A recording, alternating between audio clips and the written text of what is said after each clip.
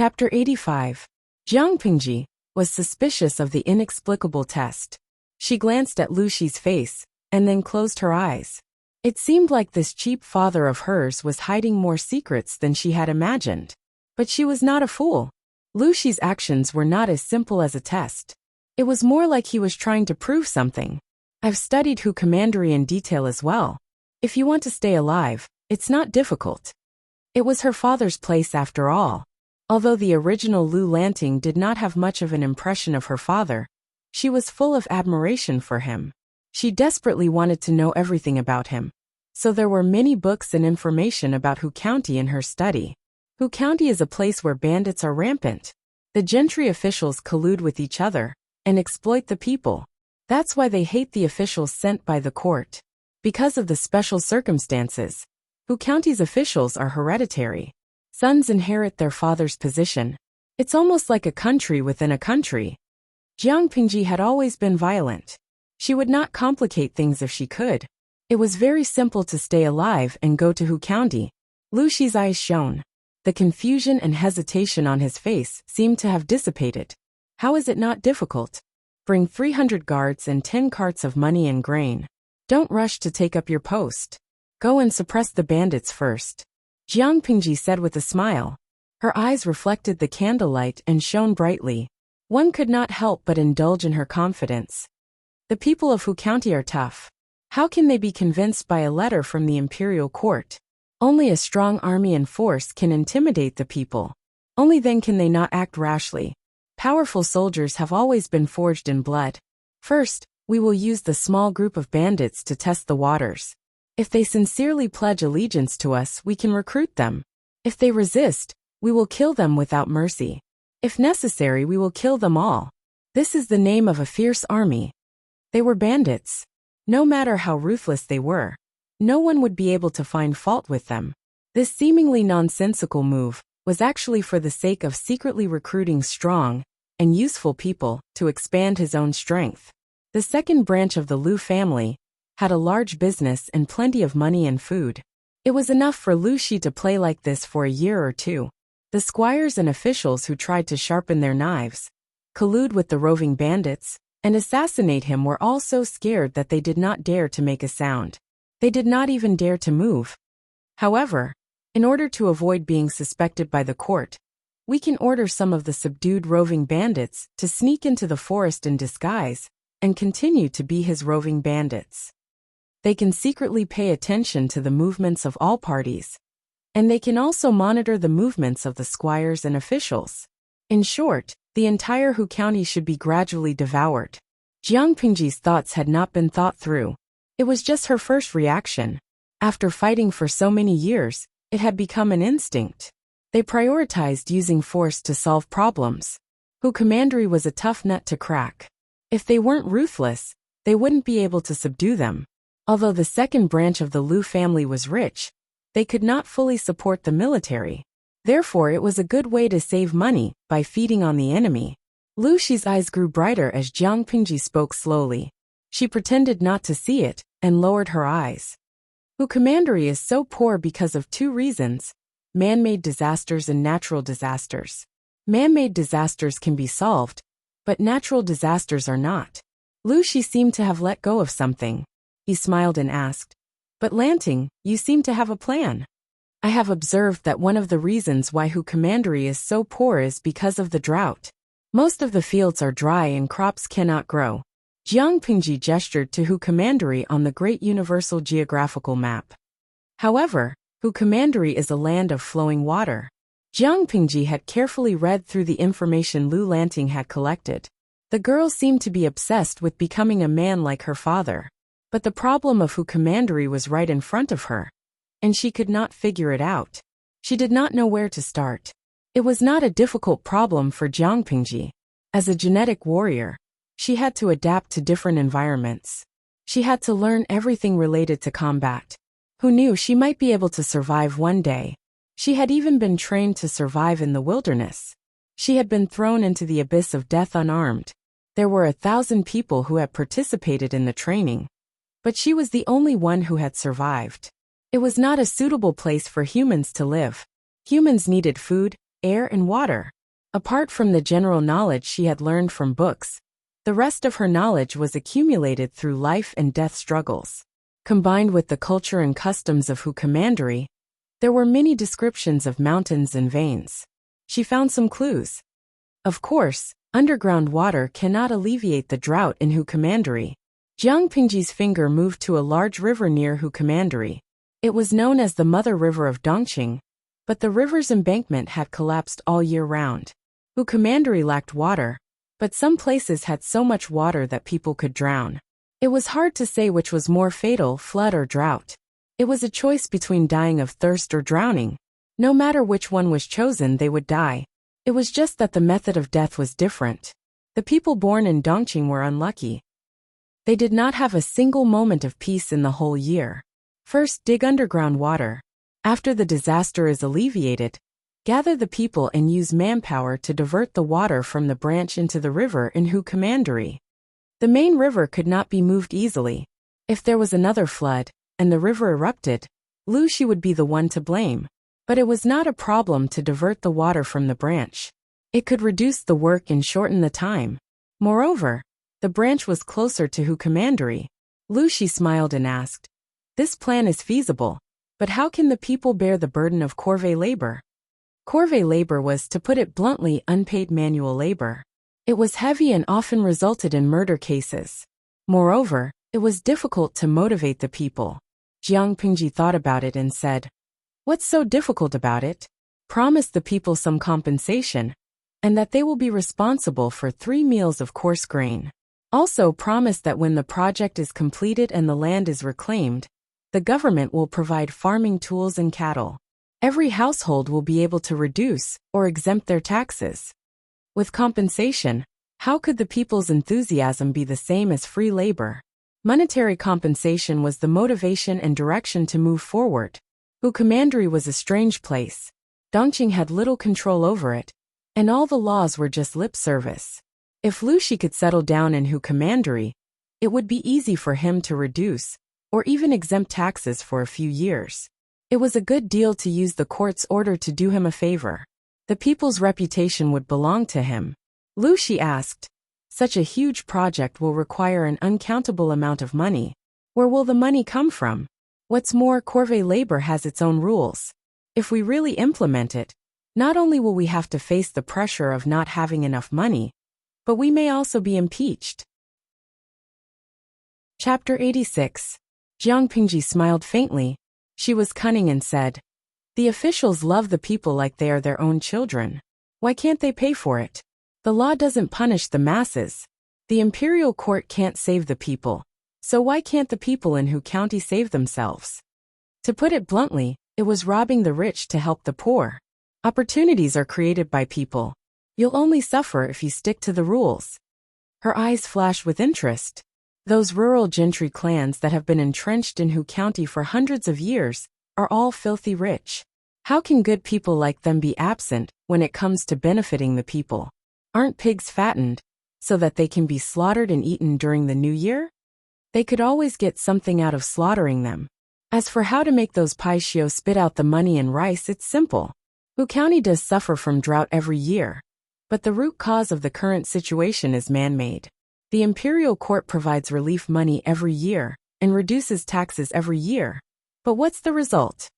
Natural disasters were scary, but the people's hearts were more frightening when they fought among themselves. They could resist natural disasters if they were united, but the man-made disaster was the reason why County went from a chaotic and impoverished Xia dynasty to Dongqing. Let's not talk about this. Just look at the relief money allocated every year from the previous dynasty to Dongqing. It's definitely a huge loophole that can't be filled. Who ate it? Is there still any doubt?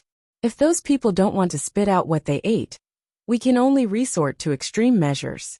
Whether it's falsifying accounts or pretending to be bandits, exterminating the family and confiscating the property, there must be a suitable method. The former method could at least save their lives, but the latter would be exterminated. There's nothing in this world that can't be solved with a knife. If there is, I'll do it again. Jiang Pingji squinted her eyes as she spoke. Her lips curled into a bloodthirsty smile, which was indescribably beautiful. It would be best if there was evidence. But if there was no evidence, she could only fabricate it. Extraordinary times called for extraordinary actions. Even a gentleman couldn't rigidly adhere to the rigid rules. If it didn't work, she could publicize it to the people. Lucy didn't have to do anything. The seething resentment would drive people to their deaths. To put it bluntly, if he wanted to govern Hu County well, he couldn't rely on being a gentleman. He wanted to be as much of a hooligan as he could be. If they were evil, he needed to be even more evil than them. If they didn't agree with him, they would start fighting and killing. However, to achieve this, the public must have a high reputation, and they must have a military force that the officials and gentry are afraid of. Otherwise, it will be extremely easy to die on the spot. What Jiang Pingji said was built on the foundation of absolute military force. If Lu Shi wanted to heal Hu County, he would inevitably anger the local tyrants and harm their interests.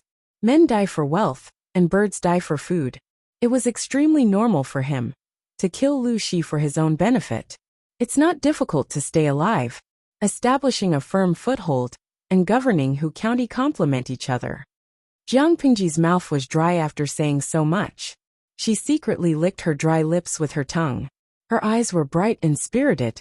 What did father do back then? Lu Shi smiled shyly. Just like my son. In other words, he had used the methods that Lu Lanting had used, but he was not as ruthless and decisive as she was. The methods he had used against the local gentry in Hu County seemed ruthless, and they had even given him the title of King of Hell behind his back. However, compared to Lu Lanting, his methods were tame and kind. No matter how ruthless Lu Shi was, he had at least let the gentry survive. Lu Lanting, on the other hand, had surrounded the residence of the gentry. She had killed every living thing in the residence. Not even a bird or a chicken was spared. Almost all the gentry in Hu County, except for those who had defected early on, had been killed by her. Lu Shi looked at Jiang Pingji with a complicated expression. Even though she did not look murderous and her eyes were clear, he was sure that she was not joking. Thinking of this, Lu Shi muttered, "But Lanting, you've forgotten something very important." Jiang Pingji raised her eyebrows. Her plan had been improvised, so it was normal for it to have loopholes. She had always been conceited, so when she heard that Lu Shi's plan would not work, she became interested. "Father, please advise me." Lu Shi did not speak. He wrote 2 words on the table with his index finger.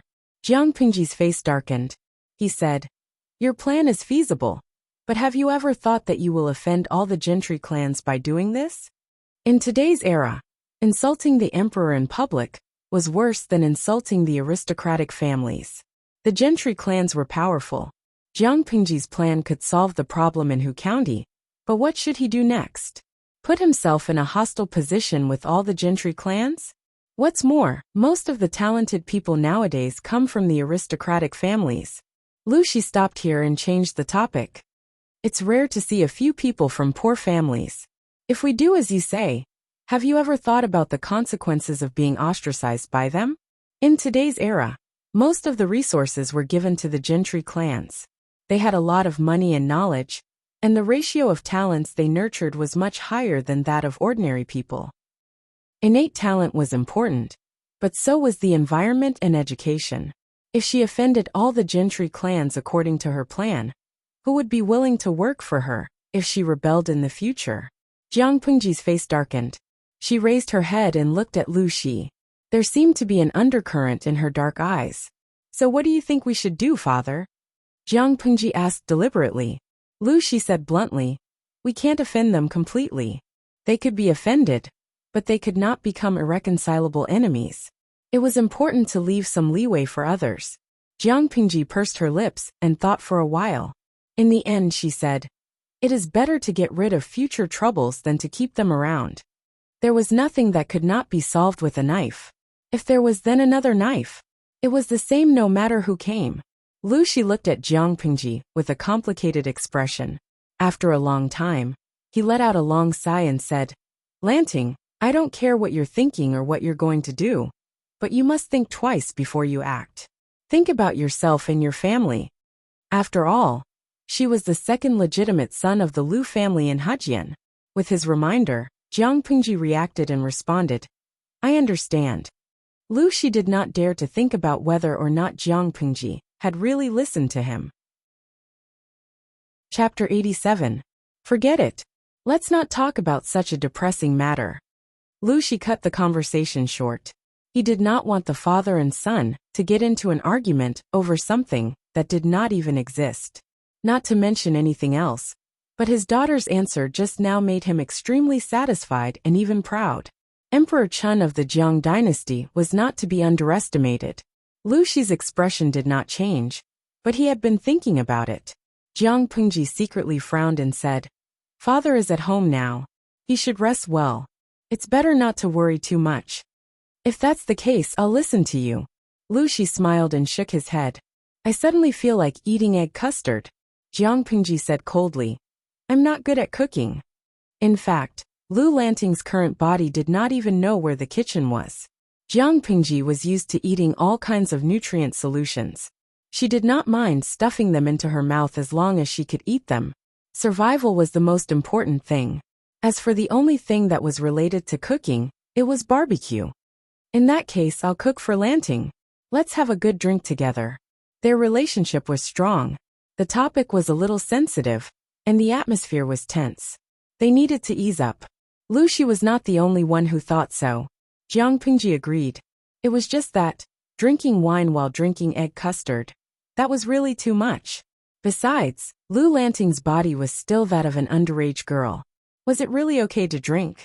It turned out that she was thinking too much. Lu Shi said he was going to cook, but he only knew how to make egg custard, because the steps were simple. As for drinking, he only knew how to make pear blossom wine. The alcohol content was so low that Jiang Pingji could drink more than 10 jars without getting drunk. After only a few cups, Lu Shi's cheeks were already tinged with a slightly tipsy red. She looked down at the wine cup, and then at Lu Shi. How could he get drunk? She didn't know that because Gu Min believed that alcohol could damage the liver. Lu Shi had isolated himself from alcohol and tobacco since he was a child. Before he turned 20, he would only drink wine on his wedding night. Later on, when he socialized with officials, he would drink tea instead. Now that Gu Min was gone, he would occasionally drink a few cups. A person's tolerance for alcohol depended on both talent and training. Lu Shi didn't have the talent, nor did he train. His body wasn't in good shape, and he was exhausted by the affairs of Hu County a few years ago. Even a few cups of low-alcohol pear blossom wine would make him slightly tipsy. As the saying went, it wasn't the wine that intoxicated him, but the wine that intoxicated him. Lu Shi deliberately wanted to get drunk, and no one could stop him. After drinking a few more cups, he was already a little dizzy. His eyes were a little red from being drunk, and his eyes were a little red. He and Jiang Pingji sat on the veranda in the courtyard. Your mother loved the pear trees in the courtyard. She often took care of them. The pear wine of the Lu residence became a must-have for guests.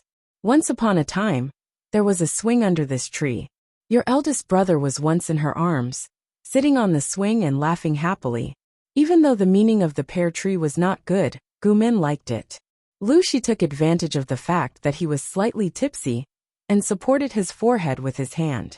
Hot tears rolled down his cheeks. He passed away when he was only 2 years old. Your mother's body was weak, and I didn't want her to have multiple pregnancies, lest it hurt her body and her mind. After that, I raised her for 4 years before I had you and your second brother. Who knew that he would drown in a pond when he was 4 years old? Ever since you were born, your mother did everything herself. She taught you not to talk to strangers, not to go to the water, and even to avoid the rocks. She was so careful, but she still fell into her trap. Lu Shi's eyes were filled with hatred and murderous intent as he spoke of the past. Lanting, this woman in the backyard looks charming, but she's even more venomous than a snake or scorpion. Her ruthlessness is breathtaking. Jiang Pingji sipped her wine as she analyzed all the information she had gathered so far. Both of Lu Lanting's brothers were killed by the woman in the backyard. Lu Shi knew who the woman was, but he couldn't take revenge on her. He was even restrained by her, so he had to be careful. Then, what was the motive for harming people? Could it be that she liked Lu Shi and killed his child out of jealousy? Jiang Pingji secretly glanced at Lu Shi. He was handsome, and even middle-aged he still looked elegant. He was even more mature and charming than the hairless kids. If it was a crime of passion, wouldn't it have been better to kill Gu Min? Gu Min, on the other hand, died of illness due to exhaustion. Lu Shi was slightly drunk. He squinted his eyes and looked very drunk. How can my daughter be like those mediocre women, practicing in a man's backyard? Jiang Pingji listened quietly. She didn't want to argue with a drunkard. She should be practicing with those men. Jiang Pingji almost choked on her wine and spat it out. Cheap father, have you forgotten your gender? Encouraging their daughter to kill her male compatriots like this. Was there still any love for her compatriots? Feng Huayu is beautiful, but he is old-fashioned and vicious. He has beautiful wives and concubines at home, but he is not a good match. Jiang Pingji squinted at him. According to her observation, Feng Jin was just a chick. He had never taken a girl for a plunger. How could he have beautiful wives and concubines? Su Xiaoyu is beautiful, but he is rebellious and not easy to tame. He is an ingrate and not a good match. Jiang Pingji didn't understand. What did their character have to do with beauty? Shouldn't he reflect on himself when he's so obsessed with looks? She waited for Lu Shi to continue his drunken rampage, but he paused and turned his head to stare at Jiang Pingji. His eyes seemed to be shining. His movement was very sudden. If she was a timid person, she might have burst into tears and been scared out of her wits. Lu Shi was tipsy. Lanting, what do you think of Cheng Yumo from Langia? Although he is a few years older than you, he is gentle and cautious. Who is Cheng Yumo? She was a little suspicious, but according to the characteristics of Feng Jin and Su Ku, Cheng Yumo was probably young and handsome. Not interested. Never heard of him. Then, what about Han Wenbin from Langia? She is young and beautiful, and her heart is exquisite. She carries herself with awe-inspiring righteousness. Is this cheap father trying to be a pimp? Thinking about what Lu Shi had said, Jiang Pingji couldn't help but sympathize with the youths who were targeted by him. Lu Shi sighed and said regretfully, why doesn't Lanting like it? Probably because they are not beautiful enough. Although she hadn't seen them before, they were all men. Their looks were definitely not good enough for her. She was obsessed with looks. It seemed that Lu Shi was also obsessed with looks, but she was more picky about it. The pupil had surpassed the master. Beautiful. Lu Shi tilted his head and thought for a long time. Many names floated in his muddled brain. Ever since he had his daughter, he had been thinking about marrying into the family. His daughter could not get married anyway. Not even a chance. No windows. Chapter 88. If he couldn't marry into her family, it would be better to follow his previous plan of marrying a wife and concubines, but secretly marrying a man to carry on the family line. The future Emperor Chun of the Jiang dynasty should be so willful and domineering. Even if she had 3 husbands and 4 attendants, others had to shut up. It was like a mother beating her son. There was no reason at all. No matter what, she couldn't let those jackals, wolves, tigers, and leopards take advantage of her. Therefore, Lu Shi continued to recommend her with all his might, trying to get her to accept his recommendation. Beautiful? I have a candidate. How about Langia's Wei Zixiao? He was born with a romantic charm, and looks like a beautiful woman. He is the immortal Gushi. Lu Shi raised his eyebrows at Jiang Pingji. His action seemed frivolous and meaningful, as if all men knew. If it had been someone else who made that gesture and gaze, a perverted expression would have appeared on their faces. However, it was Lu Shi. It had to be said that this was a world where looks mattered the most. When he made that gesture, it had a sense of elegance that made people's hearts sway. Jiang Pingji was embarrassed. She smiled and said, why are they all from Langia? It made all the men in the world, except for those from Langia, look like they were dead. It seemed that her father was really drunk. It is said that Hejian County attracts all the beauties in the world, and Longhuan gathers the literary talents of the human world. Most of the noble ladies in Hejian County are from noble families. They are famous for their beauty, and are praised in history books. Langia and Ganning County are full of wise counselors and ministers. They are the places where literary talents gather. Dongqing is the weakest of the 5 countries, but the other 4 countries see it as a thorn in their side. Isn't it because the 3 counties have many talented people? Lu Shi clapped his hands and laughed. Only those outstanding men are worthy of my son's beauty. Didn't Amin say that 2 smart and outstanding people will give birth to even more outstanding offspring? Jiang Pingji smiled and did not say anything.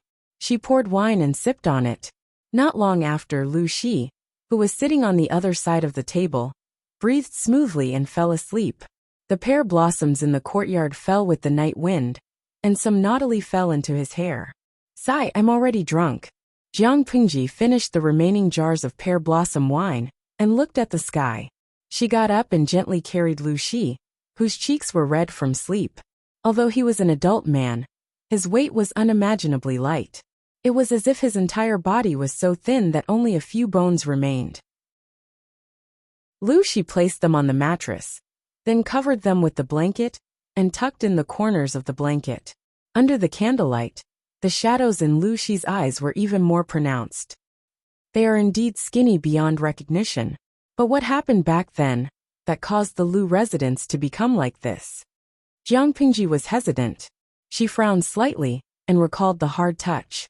It seemed that he was so skinny that only bones were left. As he stood up, his gaze fell on a corner of the room. Is that Gumin's memorial tablet?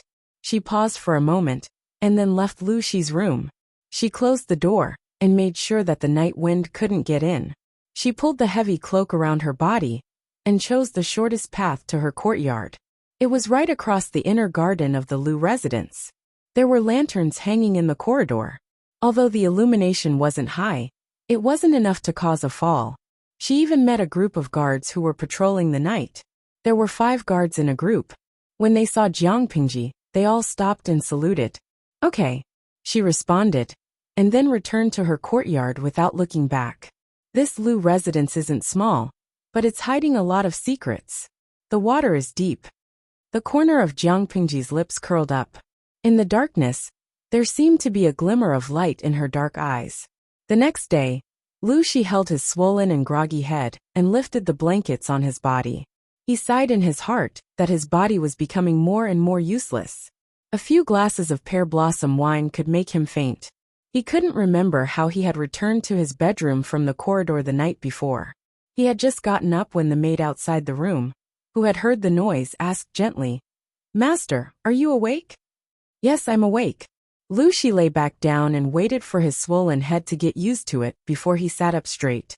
He tidied up his appearance and made sure there was nothing wrong with him before he called for the maid, who had been waiting outside the room.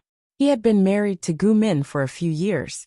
It wasn't a long time, but they had been childhood sweethearts. Many of his habits had been influenced by her words and actions since he was a child. For example, for some of the more intimate and physical tasks, he would usually do it himself if he could. The maid entered the room in a line. Lu Shi took the handkerchief with a cold expression and washed his face with warm water. His muddled mind was completely sober. He didn't drink much. After another night, the smell of alcohol on him was almost non-existent.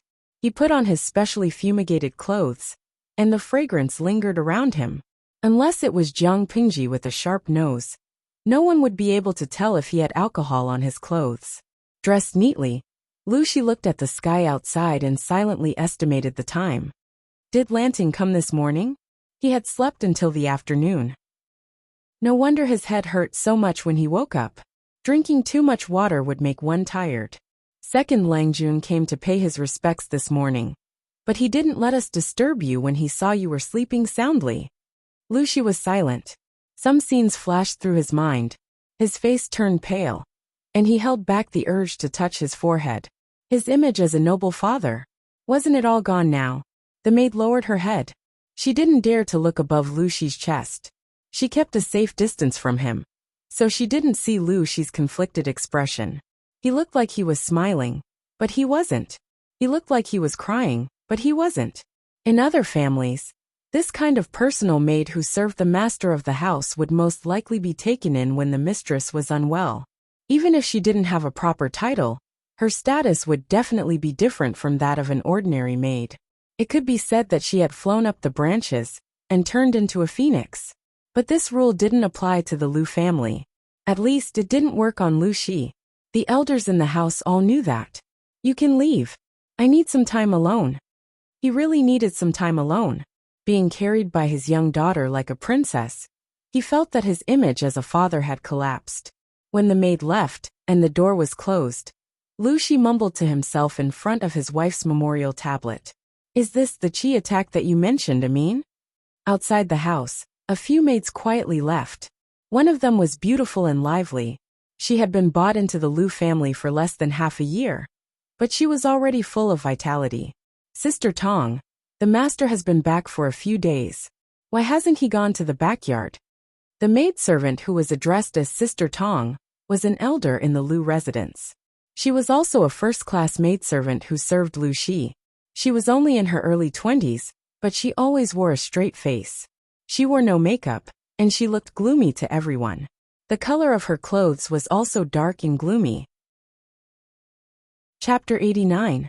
We provide you with wonderful novels to read. Master, you're just a maid.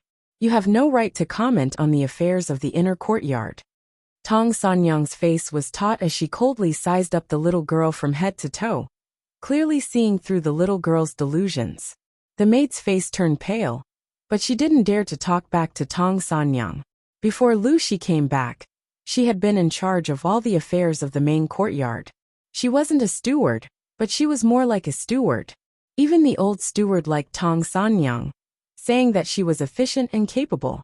The maid whispered timidly, I'm just worried. I heard that the place where Master came from is a barren land. Caring for Master? That's Madam's business. What does it have to do with you? Tong Sanyang was just short of direct sarcasm. Her eyes were filled with impatience and disdain. She had thought that the maid was a lively and lovely girl, but she was also an idiot with a big heart. The maid was about to defend herself when Tong Sanyang said bluntly, I know what you're thinking. Everyone has their own ambitions. You have your own legs. If you want to climb into the master's bed, who can stop you? I'm just giving you a piece of advice. If you don't want to die, give up. With that, Tong Sanyang snorted coldly and left with light steps.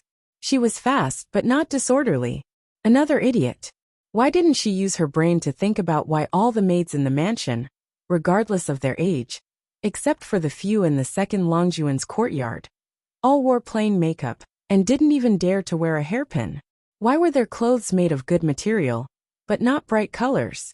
Did she really think that the Lu family was like other rich men who would lose their minds after being teased by a woman? As she thought about it, Tong Sanyang couldn't help but recall a scene from many years ago. Even after so many years, those memories hadn't faded. She remembered the scene where the second Langjun had ordered his servants to be beaten to death. It was a different scene with a different protagonist, but it was all the same bloody scene. When the late madam passed away, Master followed the rules of etiquette.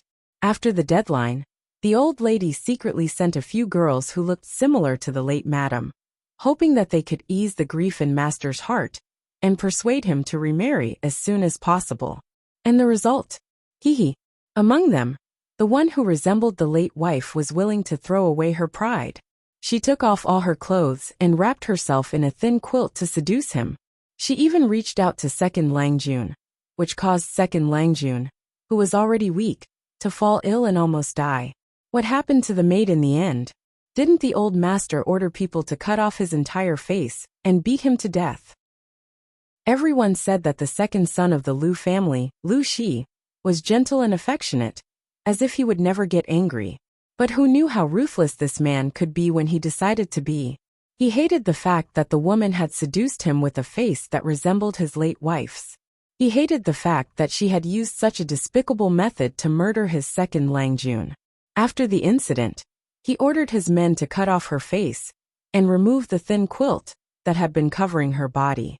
He wanted her to be beaten to death naked in the main courtyard. At the time, Tong Sanyang was still young, but she had witnessed that scene with all the maids in the estate. It had become a nightmare to this day. Fortunately, the old madam had arrived in time and was skillful enough to prevent Lu Shi's reputation from being cruel and heartless. After that incident, no one in the entire Lu family had the guts to seduce Lu Shi. Every single one of them wished that they could not wear any makeup.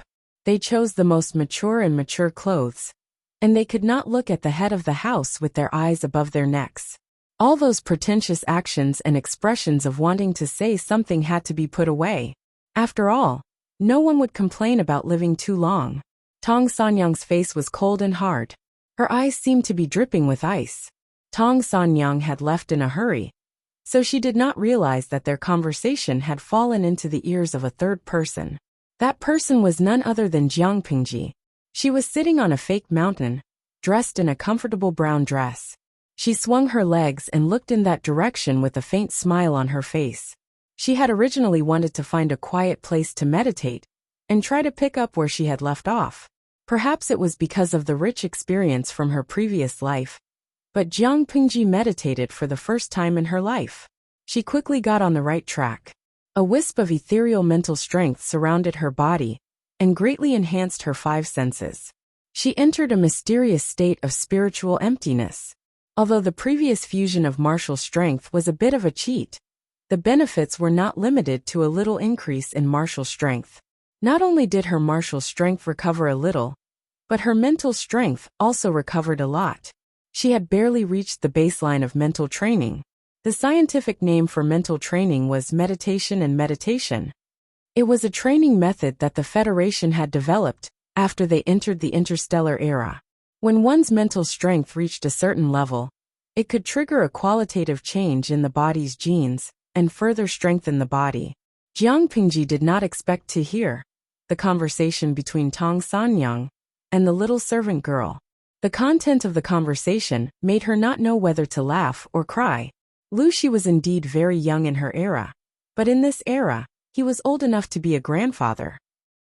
Yes, if Lu Lanting's eldest brother had not died young, he would have been old enough to find a wife and have children. In other words, Wuxia was already half a step into the grandfather's generation. Jiang Pingji watched Tong Sanyang's silhouette as she left. She saw the angry expression on the little servant girl's face. Jiang Pingji's lips curled into a faint smile. No matter the era, power is the most attractive thing a man has.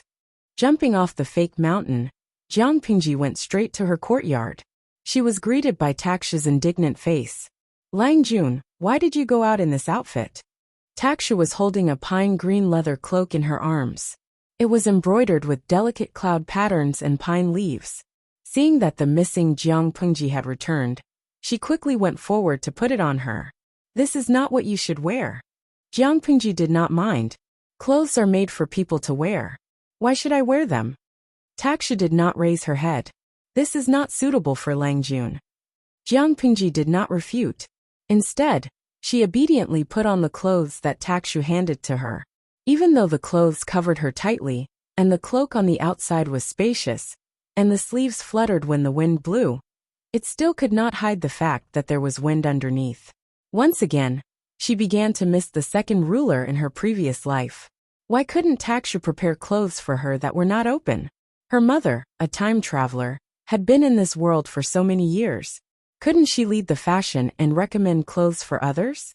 Jiang Pingji remained expressionless. She changed into the clothes that Taksha thought suited her status. The wide sleeves made it easy for her to go for a walk. After confirming that there were no problems, she let the system open the streaming room.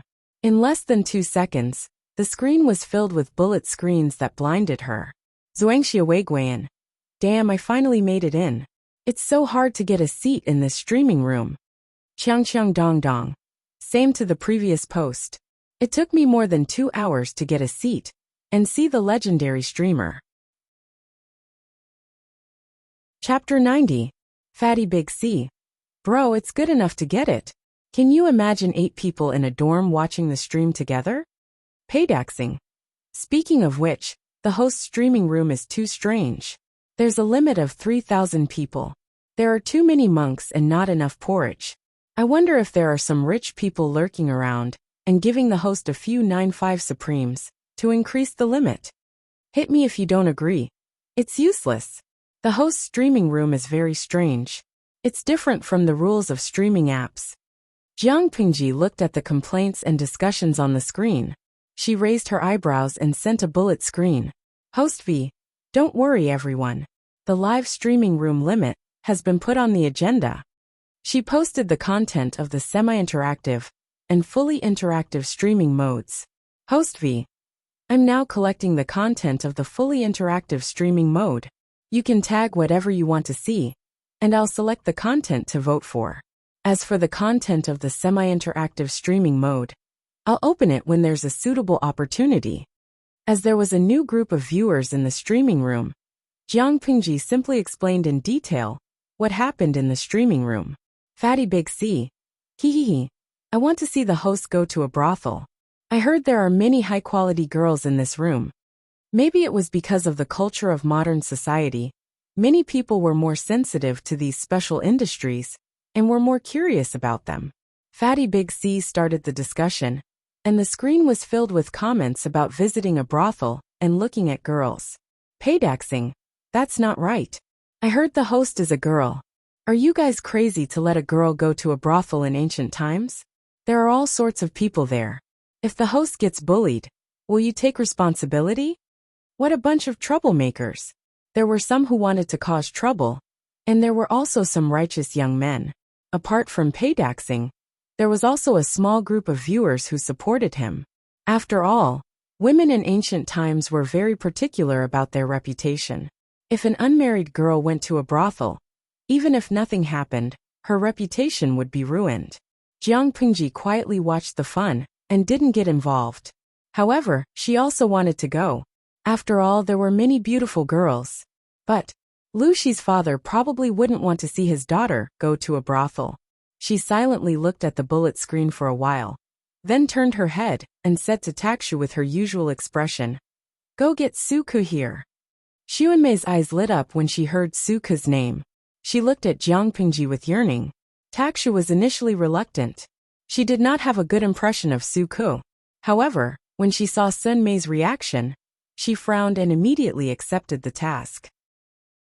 The place where Suku lived was not far from Jiang Pingji's courtyard. Takshu was efficient and efficient. She quickly brought him over. "Let's go," Jiang Pingji said to Suku. It was the first official training for the servants. She felt that it would be better for her to be there to hold the fort. Suku's small stature was not threatening at all. It was different from the day before. Other than Jiang Pingji's horse carriage, there were 2 bullock carts with heavy loads following behind. Seeing this, Suku could not help but ask suspiciously, "Langjun, what are you doing?" Jiang Pingji gave a simple explanation. "Since we're going to train, we can't lack the necessary items. These are prepared for their training. I also asked the sewing room to make a lot of sandbags, but the cloth is rough and normal sand will seep out easily, so I chose dry clay." Suku tilted his head and thought about the pattern Jiang Pingji had drawn. He thought about the large amount of which she had bought the day before. "The wood you bought yesterday was also for the training?" Jiang Pingji did not hide it. "Yes. It's just that those items are more delicate. The carpenter said it would take 10 days to half a month to produce the finished products. It's still a problem if they can't be used. If they can't be used, we need to find more suitable wood or substitutes." Suku recalled the strange pattern he had seen. He was a little confused. "I heard that the Lu's woodworking workshop is one of the best in Hejian County. The craftsmen there are also skilled and experienced.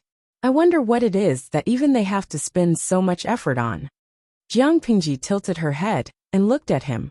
She said strangely, "Have you ever seen a servant patrolling the courtyard empty-handed?" Since the carpenters were rushing to make them, they were naturally weapons that were more convenient to use. Suku's face changed. "Privately made weapons? Of course not. It's just a crossbow that I improved. It can be used for hunting. Your previous words have reminded me that not everyone has the strength to draw a heavy bow. Even a strong man, if he doesn't eat his fill for a long time, he won't even be able to stand properly, let alone shoot an arrow. Not everyone has the ability to shoot from 100 steps away. If you want to achieve this, you need to train hard for a long time. The efficiency is too low." She did not elaborate, but Suku understood the hidden meaning in her words. Was his Langjun hinting that the crossbow she had asked the craftsman to rush to make could easily shoot a crossbow for those who lacked strength and eyesight? If there really is such a weapon, Langjun should choose the craftsman well in case the secret is leaked. Suku looked calm, but his heart was in turmoil. Was there really such a magical thing in the world? Jiang Pingji nodded her head. In this era of cold weapons, the emergence of any advanced weapon could achieve the unexpected effect of changing the outcome of a war. Although she did not care about these things, she could not let others take advantage of them. I'm not a naive person. For such an important thing, I will naturally find a reliable person. Most people would be naked in front of her when they were completely unprepared. She knew whether or not they could be used. Naive? What does that mean? Suka nodded at first, but then he was confused. Jiang Pingji explained with a straight face. Silly and naive means unreliable. Many viewers in the streaming room felt sorry for Jiang Pingji as she bullied Suka. Manzugu. #laughter cry. Streamer, it's not nice of you. Don't bully the cute baby. Suka was very similar to a certain young male idol in their era. That young male idol's fans called him cute baby. Shuyan Feng Mian. #goodbye. I've lived for a long time, but this is the first time I know that naive means unreliable. Qingshan Weishua Baitu. Someone help. The streamer's language teacher's coffin is about to collapse. Jiang Pingji secretly shrugged. She had learned the word naive from the bullet screen of the streaming audience. How could she be blamed if she misunderstood it? Suka listened to the explanation and said seriously, Lang Jun is not naive. Chapter 91. These people can be the first group leaders. If they don't make the cut, we'll eliminate them in the next selection test. Suka took the list, glanced at it, and remembered it. Lang Jun, are you really going to lead them to kill the bandits after the training? Jiang Pingji raised her eyebrows, and her eyes were sharp. Of course. Do you think I'm joking? Suka shook his head. He had seen Jiang Pingji's methods, so he didn't think she was the kind of person who would joke. I don't mean that. It's just that most of the bandits around Hejian County are hiding in the deep mountains, and it's hard to find them. If we get entangled with them, I'm afraid we'll be at a disadvantage. Although he didn't say it directly, Suka wasn't optimistic about it. Let's not talk about that. Those bandits are all desperados. They have nothing to worry about, so they're naturally cruel and bloodthirsty. But those servants don't have the heart to die. It was said that the unreasonable were afraid of the reckless. A group of servants who had no experience in killing had little chance of winning against the bloodthirsty bandits. There's always a first time for everything. What's so scary about killing? Jiang Pingji glanced at Suka. Although he was young and skinny, he had chopped people to death with a hatchet. Since she said so, it was obvious how determined she was. Suka wouldn't ask for a rebuff and continued to persuade her. The training process and specific programs were written in detail in the booklet. They were all basic physical training, so it wasn't difficult to do. Suka gathered everyone together. First, he picked out a few corporals, and then he divided the rest of the servants into groups. The whole process was quiet. The group of people were as obedient as little chicks, waiting for their mother hen to assign tasks. Surprisingly, no one dared to make a sound and cause trouble. What a joke! Did they dare to make a sound? Yesterday, the fiend who single-handedly defeated more than 10 of them was staring at them from the side. Who would want to live too long? Thinking about the scene from the day before, the places where Jiang Pingji beat them still hurt. Because the training environment was too simple, the training programs were naturally not fancy, so basic physical training programs were very common. Shui Infeng Mian. It feels like an ancient military training? Patrick Starr. This is much more difficult than military training. When I was in school, military training was either running or walking in a square formation. It was actually quite easy. As for these people, after a period of training, they would be sent to suppress bandits. If they were not careful, they would lose their lives. Fatty Big C.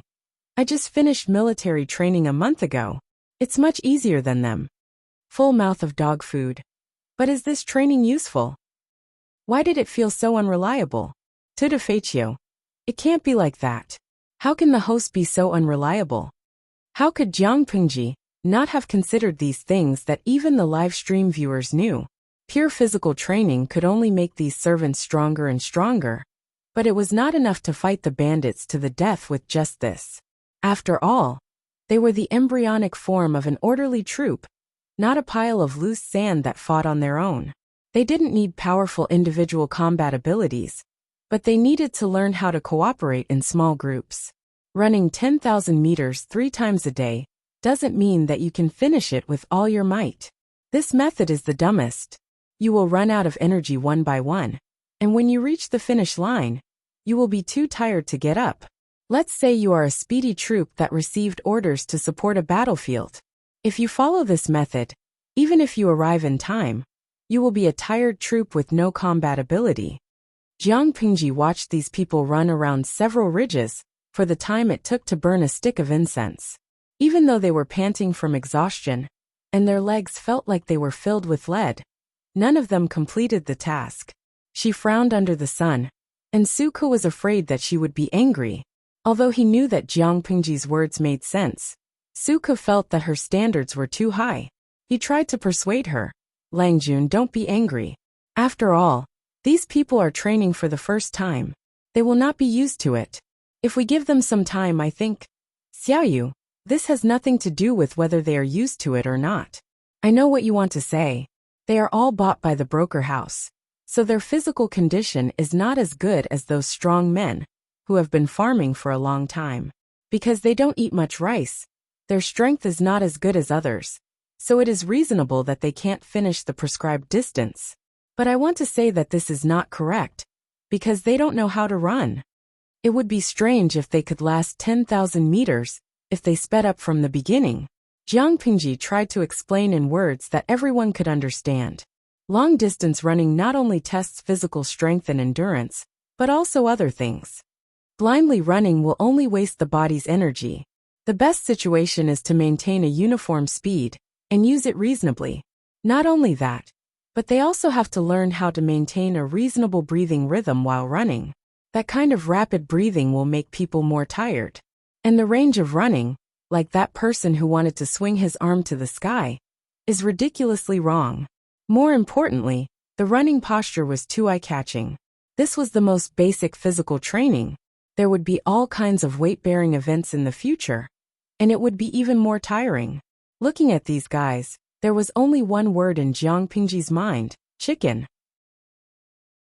Thinking back, even when she was selected to be trained in a low-level military school, when she was still a turnip, the training intensity was more than 10 times higher than these people. She steadily withstood it. These men were all like soft-footed shrimps. They couldn't even compete with her when she was 5 or 6 years old. Chicken, if you don't train well now, you will have no bones left in the future. Jiang Pingji sneered and concluded. Su Ku, who was beside her, was as silent as a chicken, and he did not try to persuade her. He understood that Jiang Pingji did not use the standard of a normal servant to ask these people, but the standard of a tiger, wolf, and bear soldier. As the saying goes, speed is the most important thing in war. For an army, they could easily travel hundreds of miles in a day. It was okay to rush to help, or to launch a surprise attack. If they were in such a state, they would not be able to arrive in time, even if they risked their lives. When the time came, the people and horses would be exhausted, and they would be ambushed by the enemy who was waiting for them. Of course, this once again proved how ambitious his Langjun was. She really wanted to cause trouble. One by one, get up. Lying on the ground and panting like dogs. Don't you think it's ugly? Jiang Pingji looked at them disdainfully, and chased them up from the ground, like she was chasing ducks. Her movements were not gentle at all. Looking at these people getting up in 2s and 3s. Although their faces were ugly, they were not at their limit. She was slightly satisfied. When they are done with their training, I will buy some younger ones. The old will guide the new. That way, your task will be lighter. Chapter 92. Novel Network, to provide you with exciting novel reading. Since it was just the beginning, the training was very basic. There was physical training in the morning, and a 10,000-meter run 3 times a day. In the afternoon, they practiced the spear made from a wooden stick. They practiced the basic movements of blocking, holding, stabbing, wrapping, circling, pouncing, pointing, and pushing. She knew about the spear because she had been to the Museum of Ancient Times in her previous life. The history of the evolution of weapons in the military school Also briefly described the evolution and development of weapons in the ancient times, modern times, ancient times, modern times, and modern times. Suka held the spear that the carpentry workshop had rushed to make. He weighed it in his hand, and suddenly thrust it forward. It looked quite imposing. I couldn't tell. You look as weak as a chicken, but when you play with a spear, you have quite a bit of power. Suka was speechless. Chicken. Chicken. Ha ha ha, so that's how Langjun sees him? Tao Wu put away the spear. Suka looked like he had nothing left to live for. Langjun, I'm sorry. Jiang Pingji smiled without saying a word. She raised her hand and pointed at the other wooden spear. The spear bounced up and jumped into Jiang Pingji's palm. She smiled and said, "Do you want to loosen your muscles and bones?" Suka was stunned. Before he could understand what she meant, a wooden spear came at him. He subconsciously blocked it with the body of the spear. But he found that Jiang Pingji did not use much strength. It looked like she was just fooling around. With this in mind, Suka felt a little more confident. If that's the case, Langjun, please come. The audience watching the live stream found that Suka could use the wooden spear so skillfully. His moves were simple and clean, which greatly overturned the impression of a weak scholar they had in their minds. That skill, that posture. How did he look like a weak chicken? In fact, the 6 arts of a gentleman included etiquette, music, archery, imperial carriage, calligraphy, and mathematics. Many scholars could pick up a pen and write poems, ride a horse and play with a spear and shoot arrows, and more or less had some martial arts. Even though most of them were just for show, they looked good but were useless. However, it didn't matter if he was just for show or not. For Jiang Pingji, it didn't make much of a difference. They fought for the time it took to burn a stick of incense. Suka's legs were weak, his eyes were dizzy, his arms were swollen, his palms were bleeding from the rough wooden spear, and his whole body was drenched in sweat. But Jiang Pingji still looked like nothing had happened. Even her breathing was not irregular, and her forehead was dry. Young people still need to train. His arms are as soft as noodles. This won't do. She smiled and stabbed the wooden spear into the ground. Like a knife cutting through tofu, half of the spear entered the ground. I'm not talented, but Langjun is brave. Suka cupped his hands and smiled bitterly. He was better at using his brain, and this kind of activity almost made him sprain his waist. As for Jiang Pingji's teasing, he just ignored it and didn't take it to heart. You're still young, so you need to train more. I'm weak and have a lot of problems. I can't stay idle. If you follow me, you really have to train hard. Otherwise, I'm afraid you'll get tired. Jiang Pingji smiled and encouraged him. Literature can bring peace to the world, and martial arts can bring peace to the world. Just thinking about it makes my blood boil. Xiaoyu, if you're willing, you can train with these people. She could see that Suka did have some skills. Wouldn't it be a pity to waste them? I was young and ignorant. I was a ranger for a period of time. Later I met my teacher and was enlightened. That's why I became obsessed with the sage's books. Every man had the dream of being a great hero. He would help the weak and rob from the rich to help the poor. Suka was no exception. He had a period of chinibyu, but in the end, he put down his sword and picked up his brush to study quietly. He wanted to be a good son, who could make his mother feel at ease.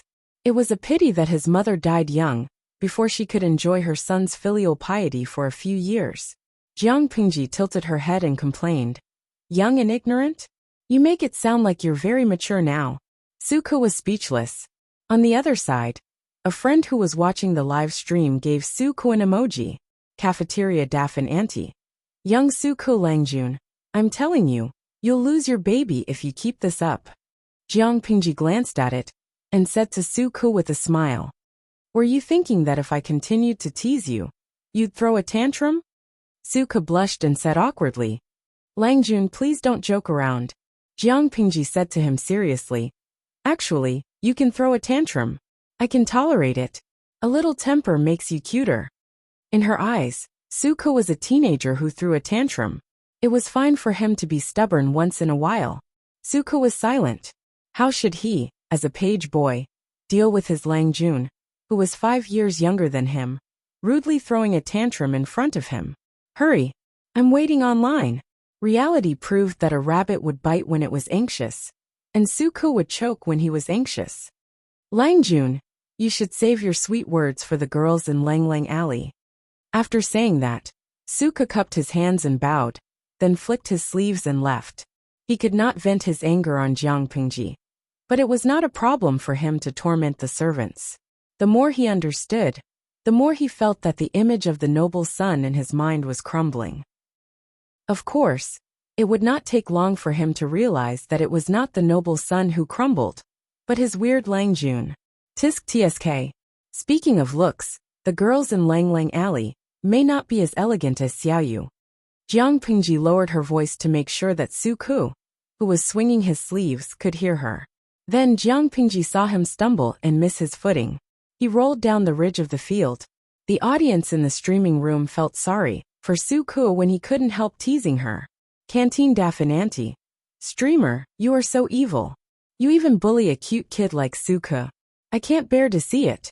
She's so adorable, so beautiful. How could you be so cruel to her?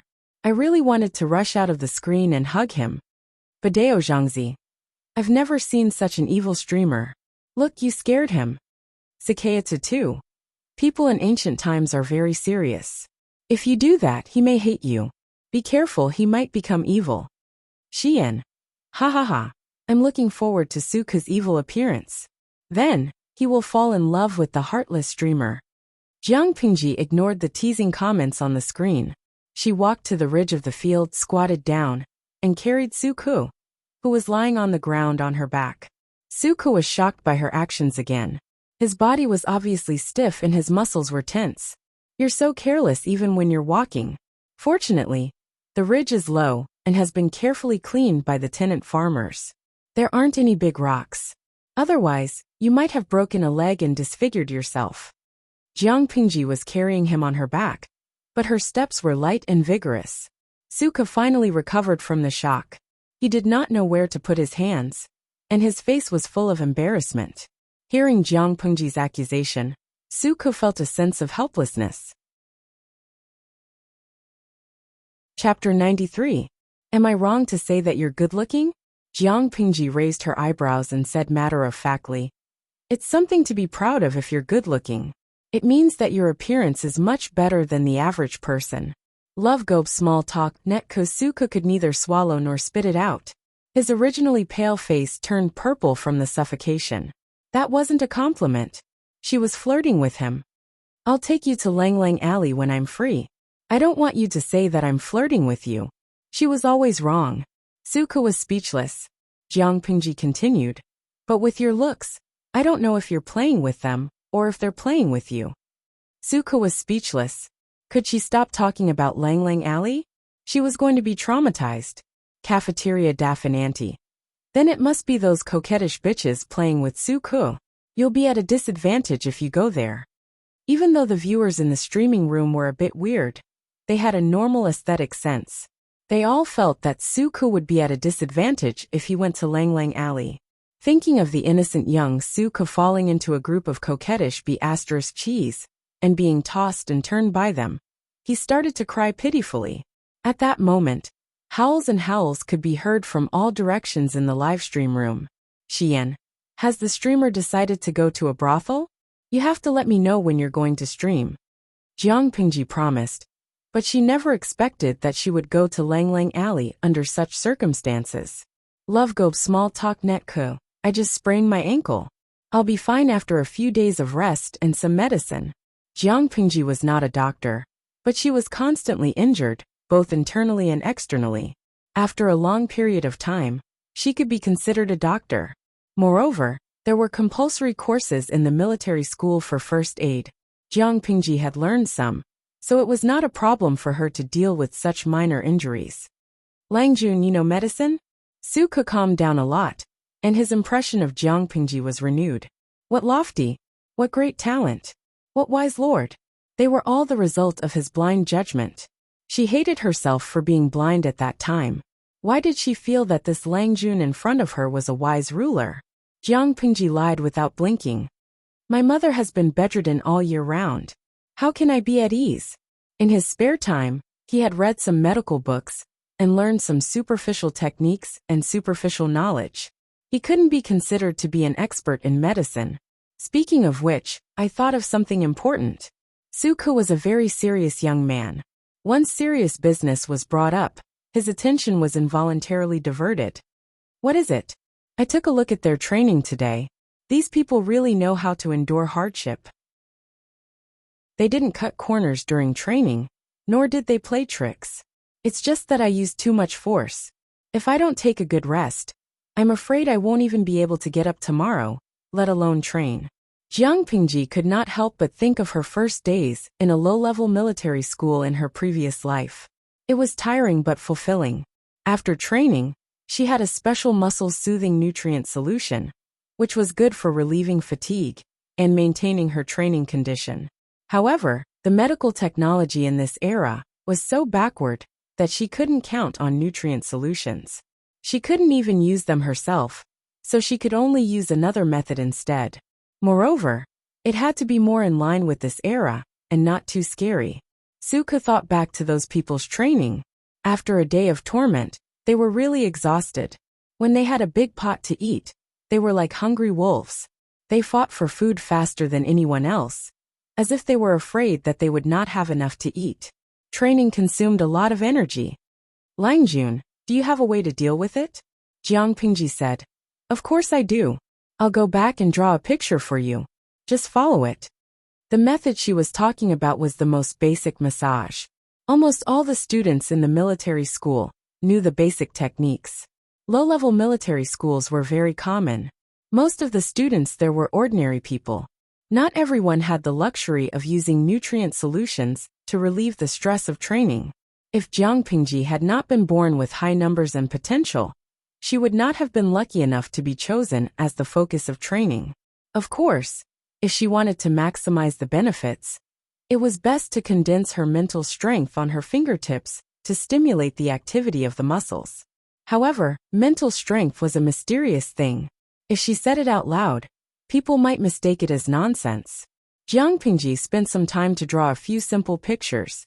She added some words to make sure that Suke could understand. Suke took the pictures and looked at them. His expression softened a little. He said, Langjun, thank you. It seemed that Langjun was quite reliable. While Jiang Pingji was drawing, there were also some viewers who were more careful.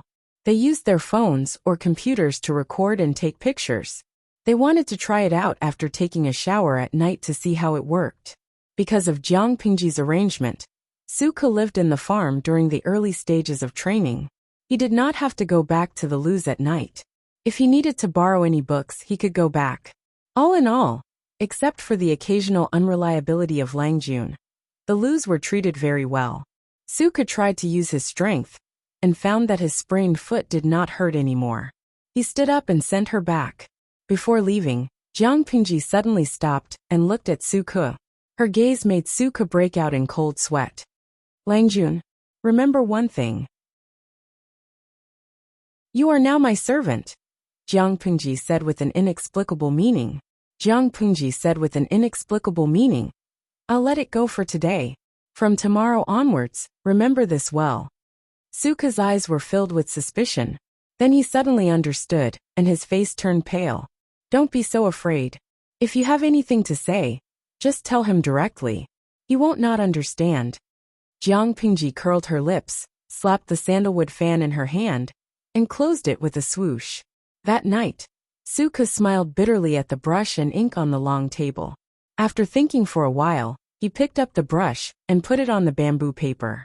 As the servant of the second Langjun of the loos, he received a fixed amount of brush, ink, and bamboo paper, in addition to the money he received every month.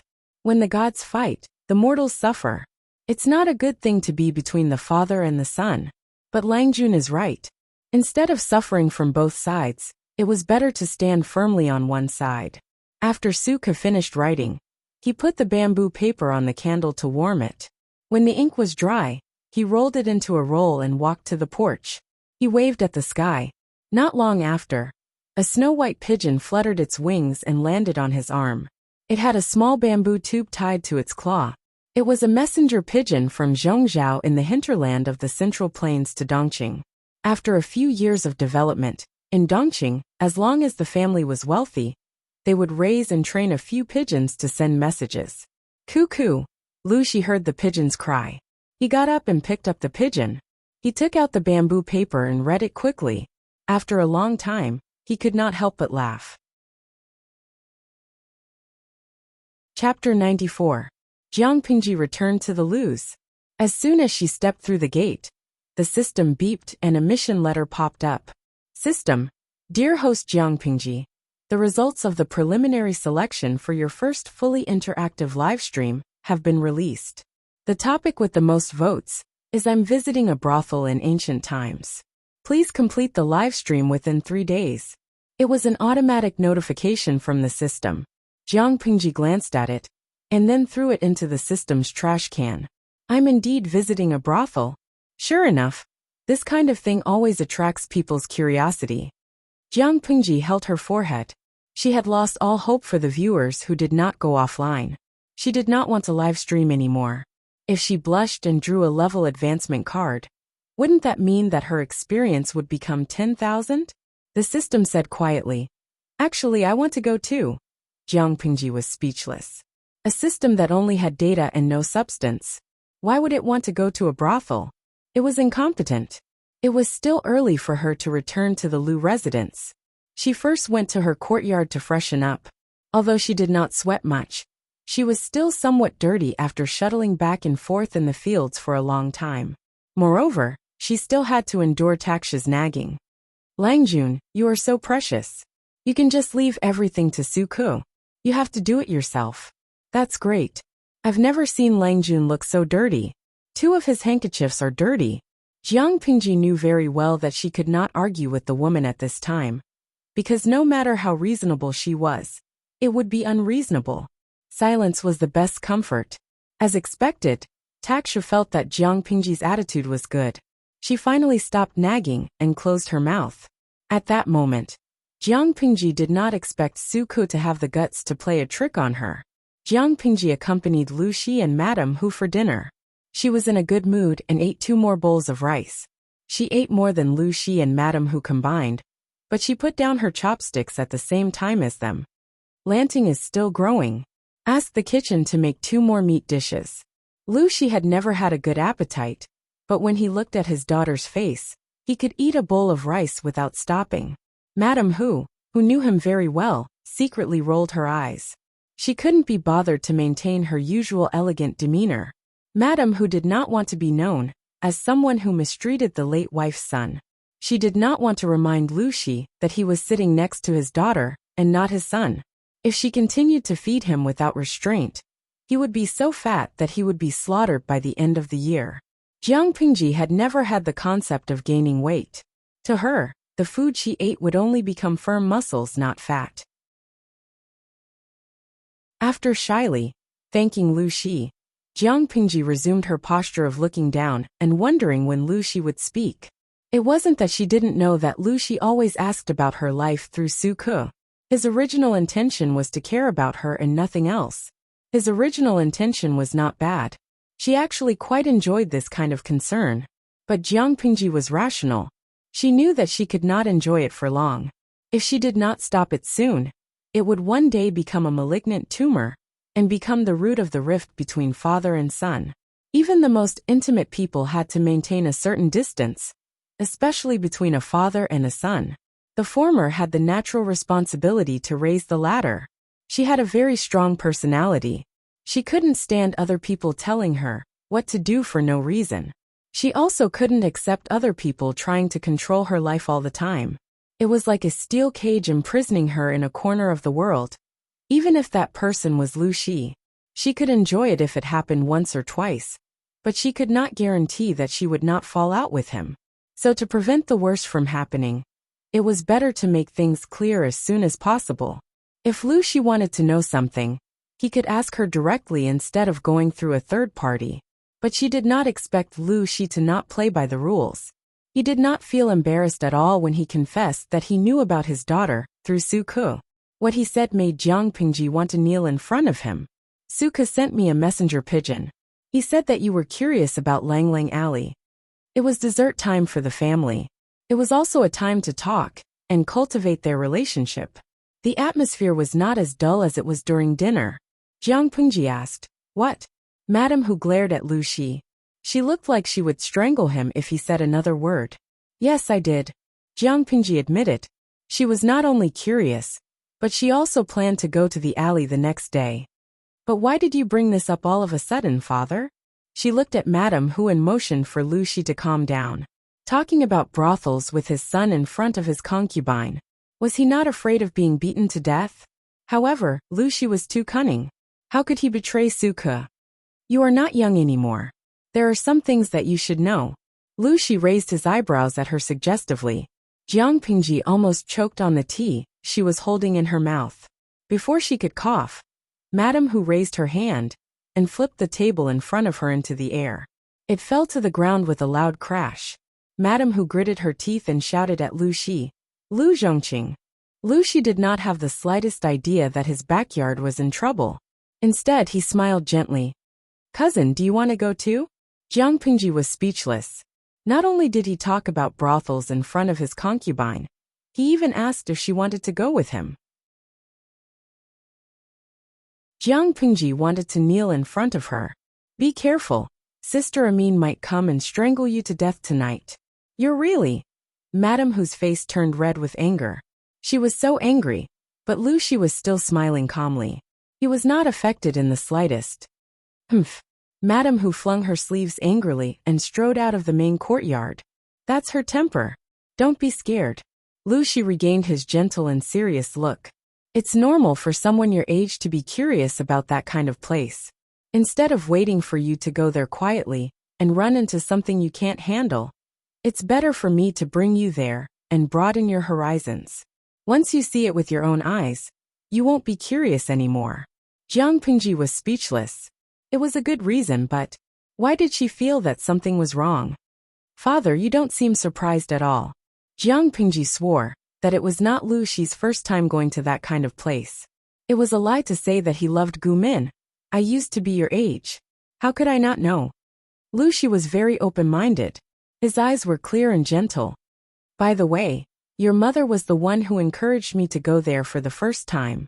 Jiang Pengji was speechless. Chapter 95. We provide you with wonderful novels to read. Lu Shi said gently. The harmony of yin and yang is the right thing to do. What's there to be shy about? When a teenager or girl reaches a certain age, their curiosity toward the opposite sex will reach a high level. It's as if there's a soft claw scratching at their hearts. Stopping them with righteous words or reprimanding them for a long time will only stimulate their rebellious mentality. Jiang Pengji was speechless. She was afraid that if she said a few more words, her father would turn back to his room and toss her 2 paintings of avoiding fire. Thinking about that beautiful scene was too painful for her eyes. She didn't dare to look at it. "Speaking of which, father, have you forgotten that you are raising a daughter, not a son?" Lu Shi made the decision and said, "There's no time like the present. Let's do it today." Jiang Pengji maintained a calm expression on her face, but she was already cursing the system in her heart. "I feel like I've come to a pirated ancient era. How can someone like Lu Shi survive in such an environment?" The system pretended to be dead again. After all, Gu Min's appearance in this era was inseparable from it. "Forget it. Let's do it tonight. I don't want to have to make a trip in the future." The audience in the streaming room was surprised to find that the streaming room, which had been closed for less than 2 hours, was back up again. There was also an option to vote on audience satisfaction. The subtitle of the streaming room was "A Night at a Brothel in the Ancient Era." Awesome streamer. Pudding is not pudding. What the F asterisk CK. It's rare for me to come in, but I'm so lucky to have such an important stream. The streaming room had a maximum audience of 3,000, but there were many who wanted to watch the stream. Many people watched Jiang Pengji's stream through videos. Even though they had never entered the streaming room, Jiang Pengji's unique style left a deep impression on them. Peacock Southeast flies. Is the streamer going to have sex with a human? Will it be banned? Last time, there was a streamer on the roasted fish platform who broadcast the process of making a human. However, it wasn't long before it was banned by the management. In the end, she was even called over by the police for tea. Liangfeng Yoxing. Come on, the streamer's streaming room is amazing. I have a relative who works on the grilled fish platform. He told me that although the host's room number can be found, they don't have the data at all, so they can't block it. Chuyue Wubian. In other words, he. If the streamer really wants to put on a big show, we can also watch as much as we want. Dolly Buting. No way, the host looks like she's still underage. What's so good about her figure? She's just a frying pan. Now, previous user, if you keep talking like this, the host might go crazy and show you what it means to be sliced into 1,000 pieces. It's definitely bloody and violent. You might even wet your pants. The host was a woman. If she wanted to have sex, she would have gone to a small brothel, not a brothel. Daming Hao Nan. When it comes to sanitary napkins, you think of women's menstruation. When it comes to brothels, you think of men and women having sex. Is your brain filled with perverted trash? Could their thoughts be a little more pure? This was clearly a very serious and inspiring live broadcast room. Because of the sudden start of the live broadcast, many old viewers were unable to squeeze in. 90% of the live broadcast room were unfamiliar faces, and the atmosphere became a little impetuous. Jiang Pingji took a look, and her expression became colder and colder. There would always be people who did not learn their lesson. It was okay to joke, but it depended on who the person was joking with. If it was just a stranger, the joke would not be a joke. It would be vulgar and vulgar. Xian. Am I the only one who noticed that the host's father is in the carriage? Excuse me? Many viewers were dumbfounded. What was going on? Langlang Alley was located on a street near the market in Hajian County. It was very far away from the Lu residence, Sanshu Street. Jiang Pingji used the fan to slightly open the curtain of the carriage. The sky outside had already turned dark, but both sides of the street were filled with red lights, which made the night look bright. A gust of wind mixed with many fragrances blew over, which made Jiang Pingji, whose 5 senses were very sensitive, suffer. This is Langlang Alley. It looks so lively. Unlike the other countries, Dongqing did not have a curfew. Therefore, every night, the streets nearby were insanely lively. Here, even the air was thick with a romantic atmosphere. It seemed to have become the best catalyst. However, for Jiang Pingji, the suffering was greater than the enjoyment. What's more, the woman she glanced at was not very good looking. Bad review. Lu Shi sat up straight with a smile on his face. Of course not. Oh, Lu Shi explained. Langlang Alley was built at the beginning of the Xia dynasty. It has always been divided into 1 pavilion, 4 courtyards and 12 palaces. It has been passed down since then, and it has lasted for hundreds of years. In the Great Xia dynasty, many high-ranking officials and nobles are willing to spend a fortune just for a smile from a beauty in Langlang Alley. Even though it's a brothel, it's still a rare place of elegance. Those who aren't from prominent families can't enter. It sounds different from what I imagined. Jiang Pingji frowned. Lu Shi sneered and said disdainfully, "What's the difference? Langlang Alley seems to have a high threshold, but it is just a way to raise one's value. They are indifferent to you because the value you offer them is not high enough, and what they can get is too little. It has nothing to do with other affairs. If it was still in the Xia dynasty, Langlang Alley would have been an extraordinary place. It was just a place of prostitution, but there were so many extraordinary women. But after the establishment of Dongqing, Langlang Alley became an ordinary place of prostitution. Many brothels opened along the street. That's what you see now. It is a place where ordinary men and women seek pleasure. It looks prosperous, but it is actually rotten. The carriage passed through the long street full of red lanterns and drove into an alley. The temperature seemed to drop suddenly, and the smell in the air became lighter. It was neither too light nor too strong. It was like a dandelion brushing against the back of one's hand, itchy and smooth. Here we are. Jiang Pingji lifted the curtain and read the words on the plaque. Hanyin Courtyard? Shall we go in? It was more of a mansion than a courtyard.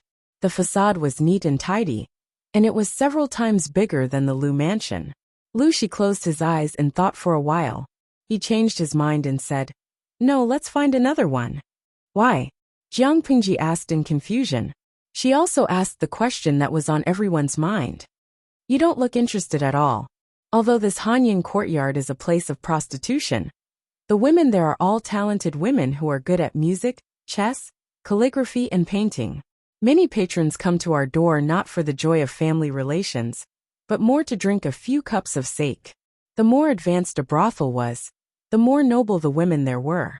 Some of them were as good as the women of noble families.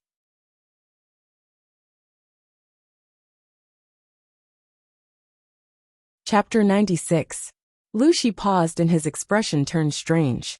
After a long time he said, Your mother calls this behavior pretentious of a beast in human clothing.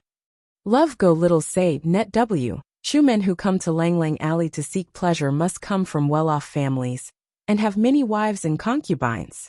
However, they still like to come to this kind of place. Why do you think they do so? It's not because of the women's looks, but because of their talents. There were few literate women, and women who were well-read, talented, and considerate were even rarer. Those men didn't have a common language with their wives and concubines at home, and they couldn't talk for a long time. But when they came to Lang Lang Alley, they could find their soulmates and talk happily. It was more satisfying than having sex. It was hard for people who weren't of the same kind to understand. At first, Lu Shi thought it made sense, but as soon as he expressed his opinion, Gu Min scolded him. Mother, you're such a clever person. You're so insightful. Jiang Pingji agreed. Wasn't it pretentious of a beast in human clothing? If that's the case, Lang Lang Alley should be quiet. Why don't you go there, father? Lu Shi looked down and said, You like crowds. I don't think you'll find an atmosphere you like there. Jiang Pingji was speechless. Pudding is not pudding. No one knows a daughter better than her father. Father, let me give you a like. Xian. Wow, the host's father is still so cute. It feels super harmonious when father and daughter get along. Especially when the host's father teases the host seriously. I can feel the host's powerlessness in the bullet screen. Chao Zhao Mu Mu. Ha ha ha, the host has met her nemesis. Now, I bet on a spicy stick that the host's inner bullet screen is full of sh*t. Lu Shi picked a brothel with a large area and a lot of customers. The name was very tacky, Ingchun Brothel. Even though Lu Shi had left Hejian County for many years, and no one remembered his face, his elegance coupled with his exquisite silk cloak made him stand out in the crowd. He was the kind that could be found in a sea of people at a glance. The brothel keeper's eyes lit up, and she welcomed her enthusiastically.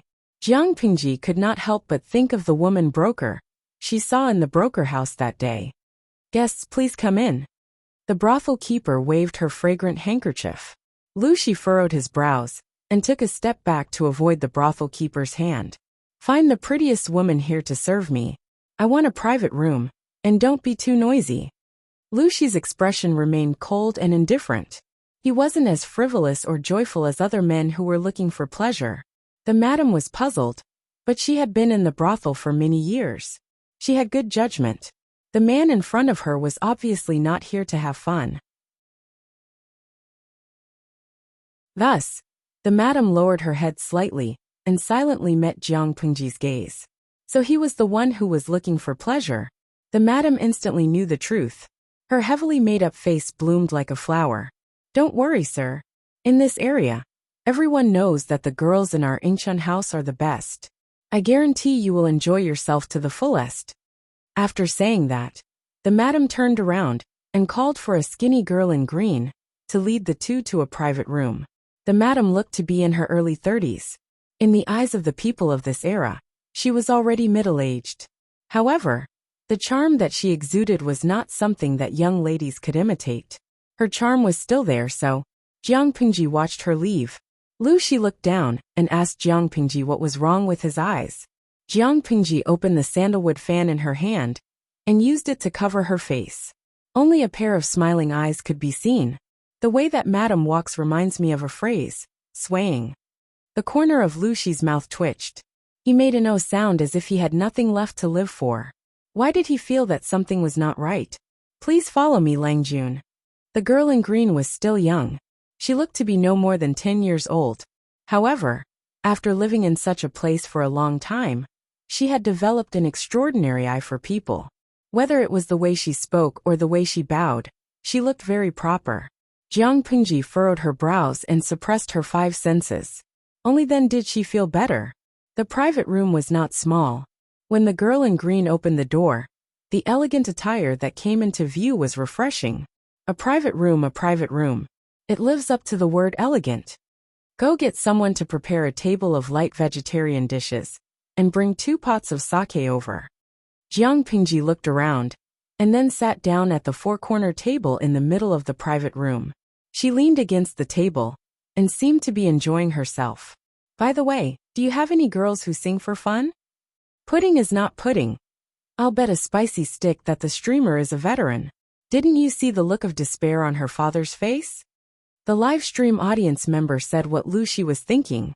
He was a little nervous when he saw that his daughter was familiar with the place, and did not seem to have any stage fright at all. Could it be that before he came back, his daughter was already a regular customer here? Lucy could be considered calm, but he could no longer remain calm. Jiang Pingji could read the voice in Lucy's mind. She raised her hand, flipped the teacup on the table, and poured herself a cup. Father, don't overthink it. It's my first time here. Lucy was speechless. She was trying to cover it up. Before the father and daughter could further discuss the issue, the figure who was kneeling outside the door bowed slightly. Langjun, the girls are here. Jiang Pingji said boldly. Come in. Then, the door opened and 2 girls, about 16 or 17 years old, came in. The material of their clothes was comparable to that of a normal girl from a wealthy family. Behind them were 4 girls who were holding musical instruments, and had their hair combed into a girl's bun. The former sat next to Jiang Pingji and Lucy. One was delicate, and the other was bright and beautiful. The latter sat quietly in the corner of the private room. Host V, do you want to sing? In a split second, the screen was filled with all kinds of song titles that were obviously not serious at a glance. Jiang Pingji saw one of them, and turned to the 4 girls. Do you know how to sing 18 Moons? Pfft. Even Lucy could not maintain his elegant demeanor at that moment. He spat out half a mouthful of tea that he had not yet swallowed. The girls who were singing looked at each other, and their cheeks turned red. Although it was a place to seek pleasure, and nothing was too excessive, it was rare to see someone as upright as Jiang Pingji and Lu Shi. Jiang Pingji was still young, but Lu Shi, who was beside her, was at the age where a man's charm was at its peak. There was an indescribable sense of shame in singing that kind of flirtatious song in front of such an immortal-like person. Go and serve her. I don't need anyone else here. Lu Shi quickly recovered, and slightly tidied up his messy appearance. He did not look too good. Once again, he firmly believed that it was not his daughter's first time here.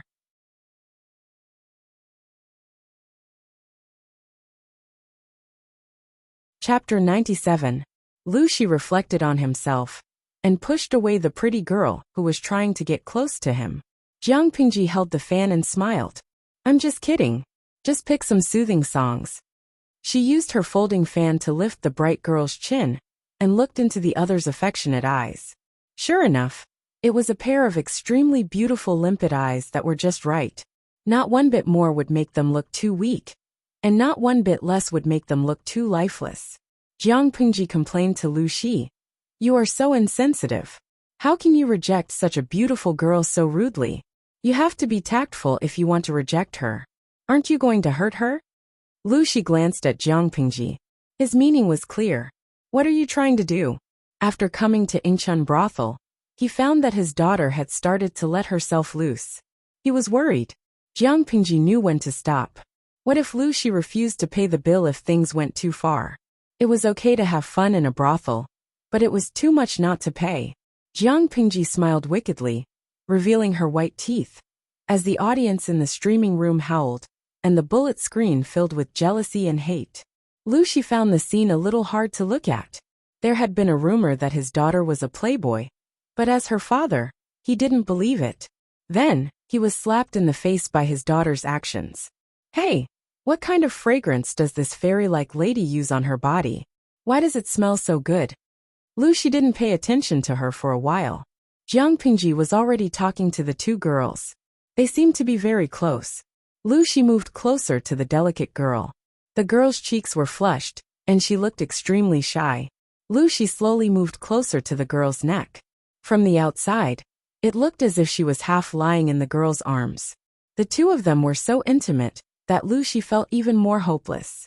The pretty girl blushed and said in a low voice, "I made all the perfume myself." The perfume on the market didn't suit everyone's skin.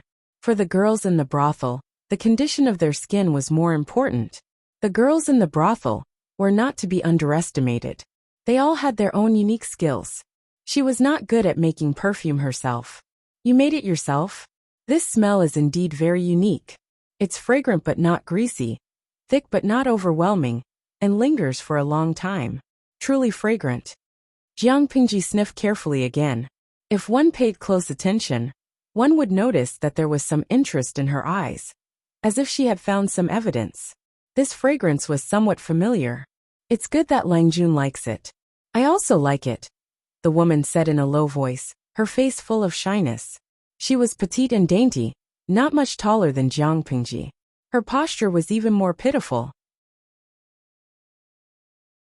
When she lowered her head slightly and revealed her fair neck, this simple action could evoke the desire in a man's heart. Pudding is not pudding. Looking at this scene, I suddenly thought of a saying. I feel that it fits the situation very well. The gentleness of lowering one's head is just like the shyness of a water lotus in the cold wind. Dolly Buting. Come on, no matter how pretty she is, she's still a prostitute. She's a whore who can sleep with anyone. What water lotus? She's not good enough. Now, what's wrong with the person above? Which word poked your d*ck? You watch the stream quietly, then jump out and step on others to show how clean you are. Xian, exactly. How noble are you to stand on the moral high ground and look down on her? Lanky Yubos. Before looking down on their work, first consider the context of the era and think from another angle. Don't spout sh*t at the beginning. Where's your quality? Dolly Buting. Hee, a bunch of saints. If they were so compassionate, why don't you suggest that the streamer save them? Their mouths are incessant. To put it bluntly, it's easier said than done. They're just whores. What did I say wrong? They're whores that make money when they open their legs. This streamer is also a horse. Jiang Pingji looked at the sudden chaos in the streaming room and frowned. The flames of war had spread to her. Chuyue Wubian. Whores are heartless, and entertainers are unjust. I really don't know what's the use of arguing about this. The streamer didn't even say anything. If she didn't control it, the streaming room would become a slaughterhouse. Although Jiang Pingji could ignore the comments, she had a certain understanding of the audience. Once their emotions were extreme, they could say anything disgusting. It was annoying to watch. Streamer V. From the perspective of employment, they're also women in the workplace. They have a job to support themselves. It's just that the job doesn't look good to you. Moreover, it's difficult to survive in today's world. There are countless cases of people selling their children and exchanging their children for food. Although they're despised by others, the quality of their lives is very decent. I don't think others have any right to despise them. I can only say that everyone has their own way of living. It's okay to disagree, but please respect them. Sometimes Jiang Pingji couldn't understand the thoughts of ancient and modern humans, such as now. In her era, this profession had been legal for thousands of years. It even had its own complete industry chain. From the perspective of federal law, this was in line with human rights because everyone had the right to control their own bodies. This was an inherent wealth. Therefore, she really couldn't understand why the audience in the streaming room were arguing. While she was still in a daze, the pretty girl beside her winked at her. She was young, but she had a kind of youthful and mature charm. She was quite attractive. Her eyes were full of charm, and her full lips seemed to be alluring. Langjun, do you like this fragrance? I've smelled it before, so when I smell the fragrance on your body, it's especially familiar. However, although this fragrance smells good in my eyes, it's not even 1/10,000th of your appearance. I feel like I've seen you in a dream. She ate the vegetables with a cold face. The location was not right, so he didn't want to drink at all. He didn't want to be taken advantage of when he was drunk. If the person in front of him was a son, he would throw a fire-repelling painting and find a prostitute to eat. He was devoted to Amin, but he couldn't expect his son to be alone. However, the point was he only had his daughter. To put it crudely, visiting a brothel was nothing. But did his daughter have the tools to commit the crime? The beautiful girl who was chased away by Wuxia was ignored. Of course, she wouldn't let it go. She covered her lips with an embroidered handkerchief. Her eyebrows were full of charm. She said, "Lang Jun, you only care about teasing your sister. Have you forgotten about me?" "How can that be? It's obvious that my sister is ignoring me. Otherwise, why would she sit so far away? Then, what about this?" She moved closer and rested her forehead on his shoulder. "If that's the case, do you still blame me for ignoring you? I can't wait to be happy. How can I bear to blame you?" Wuxia, who was silently watching his daughter and the two girls teasing each other, was speechless.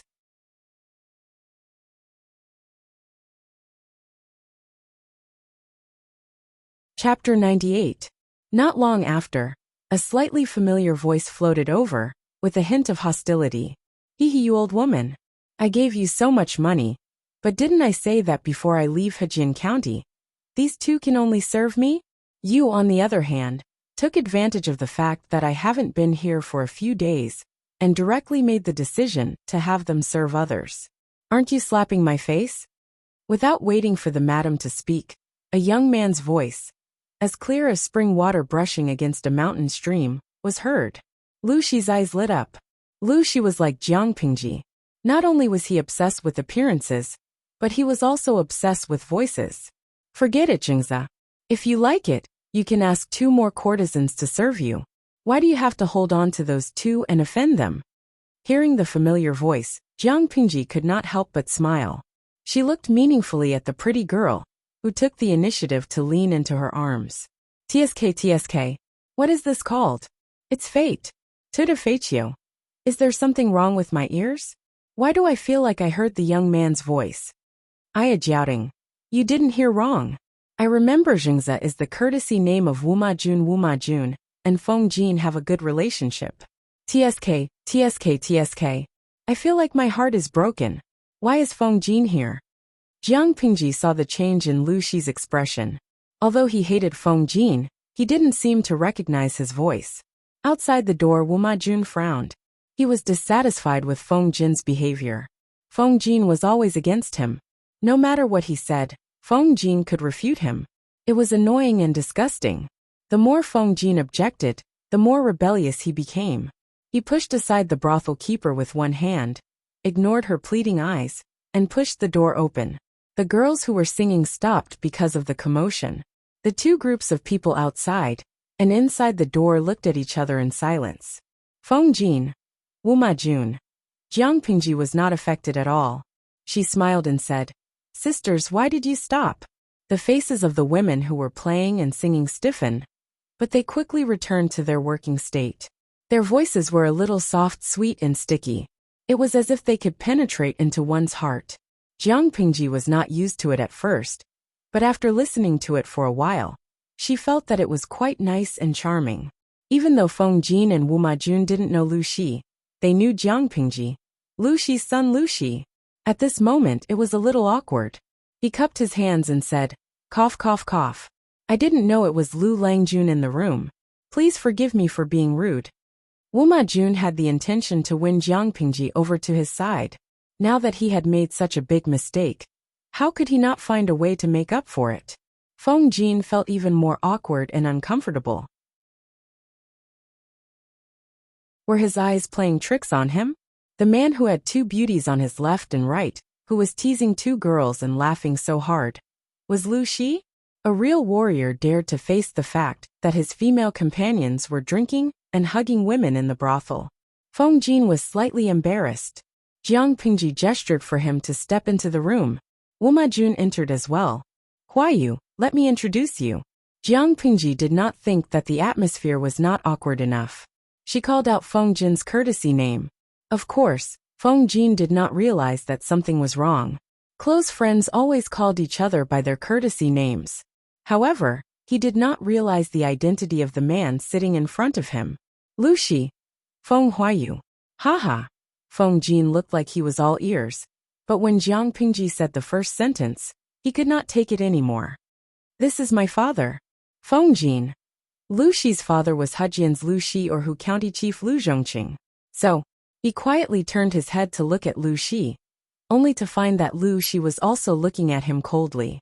What kind of experience was it to be caught in Yingchun House by his father's good friend? Feeling hopeless smiley face 3 angle, Feng Jin braced himself and said, Uncle Lu. Jiang Pingji did not seem to notice it. She continued to introduce, Father, this is Feng Jin, whom I mentioned to you before. Lu Shi took a sip of tea and maintained his sitting posture. He did not even raise his eyebrows. He softly responded, yes. Wu Majun's face was twisted. His joy was mixed with fear and panic. He indeed wanted to rope in Lu Zhongqing, but in his plan, he should have paid Lu Zhongqing a visit himself, generously dissecting his own talents and abilities, using his own charisma to pull Lu Zhongqing over to his side and obtain political support. But the result? Their first meeting, Yingchun House. Lu Shi's son. Although Dongqing's officialdom strictly forbade officials from having sex, Lu Shi's position was different from others. This was Hejian County, which was far away from the emperor. No one could use this to shake his position. If they did, there would be no officials in the whole of Dongqing. This is Huayu's good friend Wu Majun. His courtesy name is Zhengza. Jiang Pingji was probably the only one who could maintain a good mood and enjoy the show. She, a pure woman, was having fun, while the 3 men looked at each other. The atmosphere was so awkward that it made people feel like they were about to explode. Feng Jin, who had always been eloquent, was now sitting obediently in his seat. His posture was obviously very standard, but in Jiang Pingji's eyes, he was as delicate and pitiful as a quail.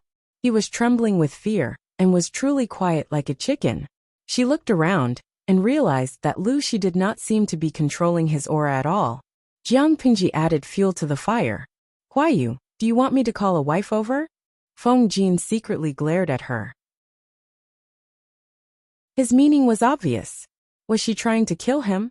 Lu Shi looked down and spoke like an elder talking to a junior. Huayu, are you married?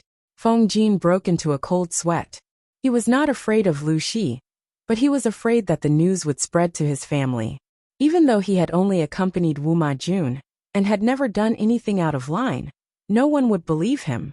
Feng Jin said respectfully, I'm still young. I'm not married yet. Not engaged. Lu Shi continued to ask. He did not care about Wu Majun. After all, he did not know Wu Majun well. He did not like Wu Majun's father, the current emperor of Dongqing. Feng Jin calmed down. He felt that Lu Shi was going to say something. Not engaged yet. In Dongqing, there were many 16-year-old noblemen like Feng Jin who were not engaged yet. He was talented and good-looking. He could make a name for himself before he turned 20. By then his social status would be different. It would not be an exaggeration to say that he was young and talented. It would be better to talk about marriage. Jiang Pingji secretly glanced at Lu Shi. She was afraid that he would say something about Feng Jin marrying into the Lu family. After all, Lu Shi's drunken words left a deep impression on her.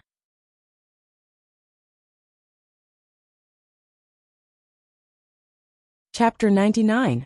Feng Jin's eyelids twitched. Xianda was his father's courtesy name.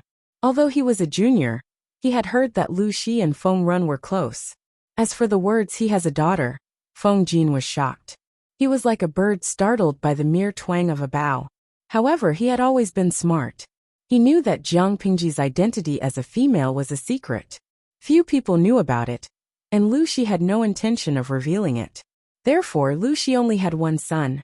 His mistress's daughter was not worthy of Feng Jin's identity. Therefore, he was just being polite. Therefore, Feng Jin did not have to worry that he would be like Jiang Pingji in the future, strong and masculine. Although he did not expect to have a mistress after marriage, he did not want to fight all day. He would still be the one getting beaten up. Your nephew appreciates uncle's kindness. Even if we can't become in-laws, I and Lanting are close friends. We are better than brothers. Then, Feng Jin secretly looked at Jiang Pingji for help. He hoped that his friend could help him attract some attention. I often hear Xianda praise you three brothers. You all have the talent to be a king. If my useless son could be 3 times as capable as you brothers, I wouldn't have to worry about him in the future. Lu Shi said derogatory words about Jiang Pingji, but his expression showed otherwise. Although Feng Jin was not as sweet as his younger brother, he did know how to read people's faces. Uncle, you flatter me. My father scolded me for being stupid and not being flexible. How can I be a king? As for Lanting, although I haven't known her for long, I can see that she has a good mind. She is not as mediocre as you said. He had belittled himself and flattered Jiang Pingji. He secretly wiped the sweat off his forehead. He hoped that the troublesome Uncle Lu would let him go. It was a small matter to be put in a difficult position now. What he was afraid of was that one day he would write to his father and spill the beans. Jiang Pingji looked at the interaction between the two coldly. She snorted softly and turned to talk to Wuma Jun. Is Wuma Langjun also here to seek pleasure? At first, Wuma Jun was quite happy that Jiang Pingji was willing to take the initiative to talk to him, to ease the awkward situation of him being ignored. However, she asked such a shameful question, which made him feel a little regretful. It would have been better if he had been ignored. No matter how he answered this question, it didn't seem to work. If he admitted that he was here to have fun, wouldn't that be smearing his own name and causing Lu Zhongqing's first impression of him to fall to rock bottom? If he denied it, it would be even worse. As a man, he dared to take responsibility for his actions. How could he not dare to admit such a small matter? If he didn't have the guts and backbone, what great things could he achieve in the future? After going through the 2 answers in his mind, Wuma Jun chose to avoid answering, because a direct answer would definitely be wrong. I came with Huayu, but why is Lanting here? With that, he could not help but sweep his gaze over the 2 women, and a wave of displeasure rose in his heart. It was not that he valued the 2 prostitutes, but he was unhappy that no one had asked for his permission and had touched his people. Even if that person was the son of Lu Zhongqing, whom he wanted to rope in, he still did not like it. However, Wuma Jun would not show his emotions. Instead, he buried them deeper, making it hard for others to see through them. Of course, that did not include Jiang Pingji. Of course my father brought me here. She told the truth and ignored Wuma Jun's ugly expression, as if he had eaten a fly. He was worried that I would be too curious, and would not be able to resist other people's instigation. Instead of that, it would be better for him to bring me here personally to broaden my horizons. The more he tried to stop it, the easier it would cause reverse psychology. If he showed it openly, it would be easier for people to lose interest and treat him with a normal attitude. Wuma Jun could not wrap his head around it. What was the connection between the 2? Even so, according to the power of the Lu family, what kind of women can't they get? Why bother to come to such a chaotic place? Wuma Jun did not understand. In his opinion, a normal man would hint to his wife and ask her to arrange a servant girl for his child. What kind of father would bring his son to a brothel? He had never seen or heard of such a thing.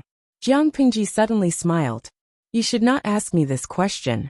You should ask those who indulge in sensual pleasures and linger in the southern courtyard of the brothel. In terms of wealth and power, they are much more powerful than me. Why do they like to come to this kind of place? Wuma Jun's face froze. At that moment, the pretty girl who was half leaning on Jiang Pingji's shoulder smiled foolishly. Langjun, why do you think so? Of course, because the flowers at home are not as fragrant as wild flowers. A legitimate wife, a legitimate concubine, these were all things that were already in the bag. If you want to have sex, you can do it at any time, but the women outside are different. Only those that you can't have are worth thinking about, Jiang Pingji said calmly. There was no longer a smile on her face. She looked at Wuma Jun with sarcasm in her eyes. If the 2 women had not come to the private room, but waited for Wuma Jun obediently, he would have been forgotten after a few times. The main reason he refused to let go of the matter was that he had been humiliated. It had nothing to do with the 2 women. Don't you think I'm right, Master Wuma? Lu Shi had been paying attention to the situation. He laughed and scolded. What sense? It's all a bunch of twisted logic. Twisted logic is still logic. It's just not as straightforward as other logic. After that, she turned to the girl beside her and whispered something in her ear.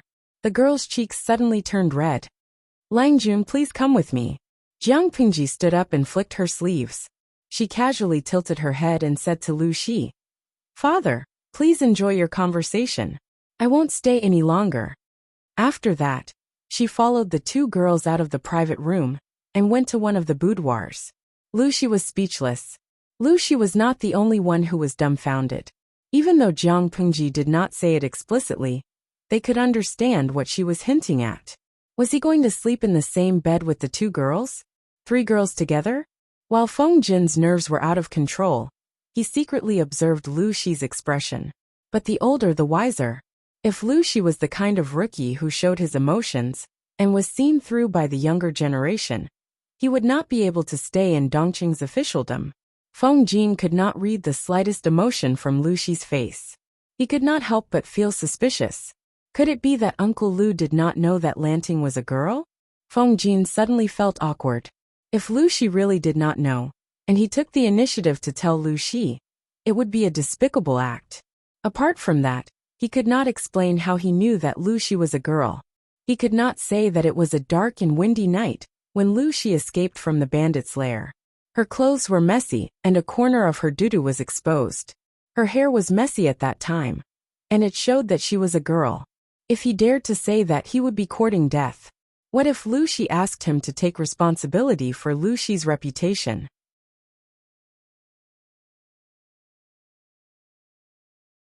Chapter 100. Feng Jin was in a dilemma. Elsewhere, Jiang Pingji arrived at one of the ladies' chambers. The furnishings in the room were warm and elegant, and every corner was filled with the aura of a young girl. You're not feeling well. Drink some sweet water and go to bed early. Jiang Pingji smiled at the pretty girl Xia and said gently, Or should I ask someone to bring you some blood-enriching soup? Xia's eyes lit up, and she looked at Jiang Pingji. Huh? Xia thought Jiang Pingji was there for fun, but she didn't expect her to say that. Chun was at a loss as well. It's your period. Why don't you pay attention? Jiang Pingji said with a smile. Don't drink alcohol or eat cold food for the next few days. Period. The two girls looked at each other.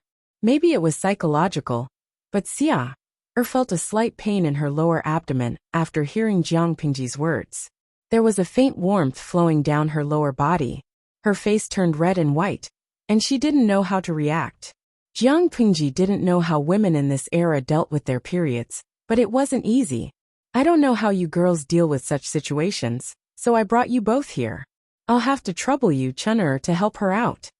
The faint smell of blood on Xia's body grew stronger, and her fair face turned red under Jiang Pingji's gaze. Most women in the brothel had irregular periods, and many of them had minor problems that they were ashamed of. Xia, for example, had irregular periods every month. When she felt pain, her limbs would turn cold, and even her molars would hurt. She tried to sit properly, but even the slightest movement caused her to twitch in pain, which made her shy and anxious. Jiang Pingji looked at the two girls' reactions and took the initiative to sit behind the screen. She blocked the camera in the streaming room from her view. Aya Jiaodong. I thought the host would have sex with the girl. I didn't expect her to be on her period _smiley face 3 _Fanghuajiu. I want to repent. When the host left the private room with the girl, I thought there was going to be an erotic scene. I didn't expect it to be for this. Although it's different from what I imagined, the host is super gentle. I wish I had a boyfriend like the host. 1,000 years of parting Wujiang Zhakai, same repentance plus 1 Yixiao Qingcheng. I'm in a daze. Although I know it's inhumane to laugh at this time. If the host was a man, he would probably be depressed. Just as he was about to have some fun with the girl, she was on her period. She would definitely vomit blood out of depression. Jiang Pingji sat behind the screen. There was a tea table beside her. She poured herself a cup and raised her eyebrows. Host V. That's not right. That's a smile. If I were a man, I might not be depressed and vomit blood in such a situation.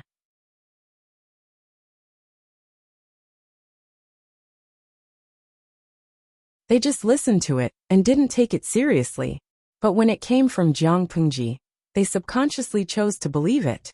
When they came back to their senses, they didn't feel that it was wrong. The older Xiao smiled bitterly. Lang Jun, you're flattering me. I'm just a broken flower. How can I deserve such praise? People say that beauty is in the bones, not the skin. But I think beauty is in the heart, not the bones. Looks are given by one's parents. No one can choose, but character and temperament are acquired. Both of you have a pure heart in the mortal world. How can you not be beautiful? Jiang Pengji wasn't just praising them. She had her reasons. Most of the women in the brothel had been raised since they were young.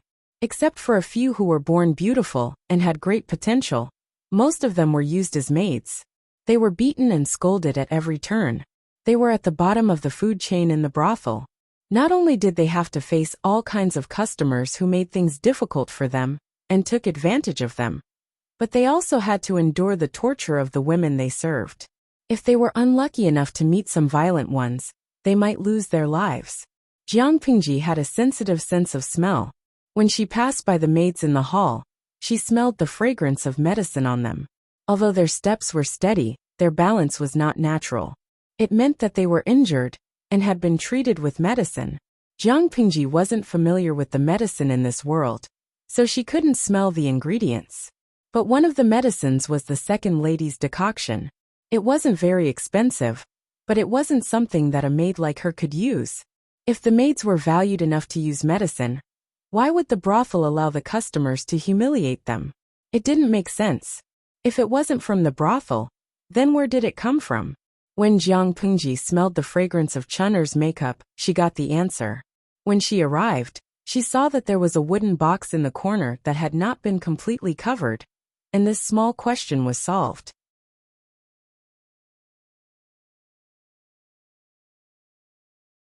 Chapter 101. Lang Jun is so young, but you're already so good at sweet talking. When you grow up, I wonder how many girls you'll disappoint. Love Go Little Say Net W Wuxia, or held the handkerchief in her hand and used it to cover her lips. Even someone like me is tempted, much less the other girls. Jiang Pengji had always been able to tell the difference between truth, lies, and jokes. Miss Xia, you're wrong. Even if it's sweet talking, there's still a difference. Jiang Pengji continued. To me, all the beautiful girls in the world are as precious as jade plates. Of course, they should be treated with the utmost respect. My sweet talking is from the bottom of my heart, and it's not frivolous at all. As for other men, if they have bad intentions, even if they can name a flower, they'll still be acting like a hooligan. As soon as she finished speaking, the two girls were amused. They felt as if they had eaten honey. Just as Jiang Pengji said, her words were from the bottom of her heart. That was why they were so touching. Even though the two girls were used to romance, they were still affected. However, they had seen many modest but arrogant gentry. It was the first time they saw one who liked to boast so much. It was a little funny.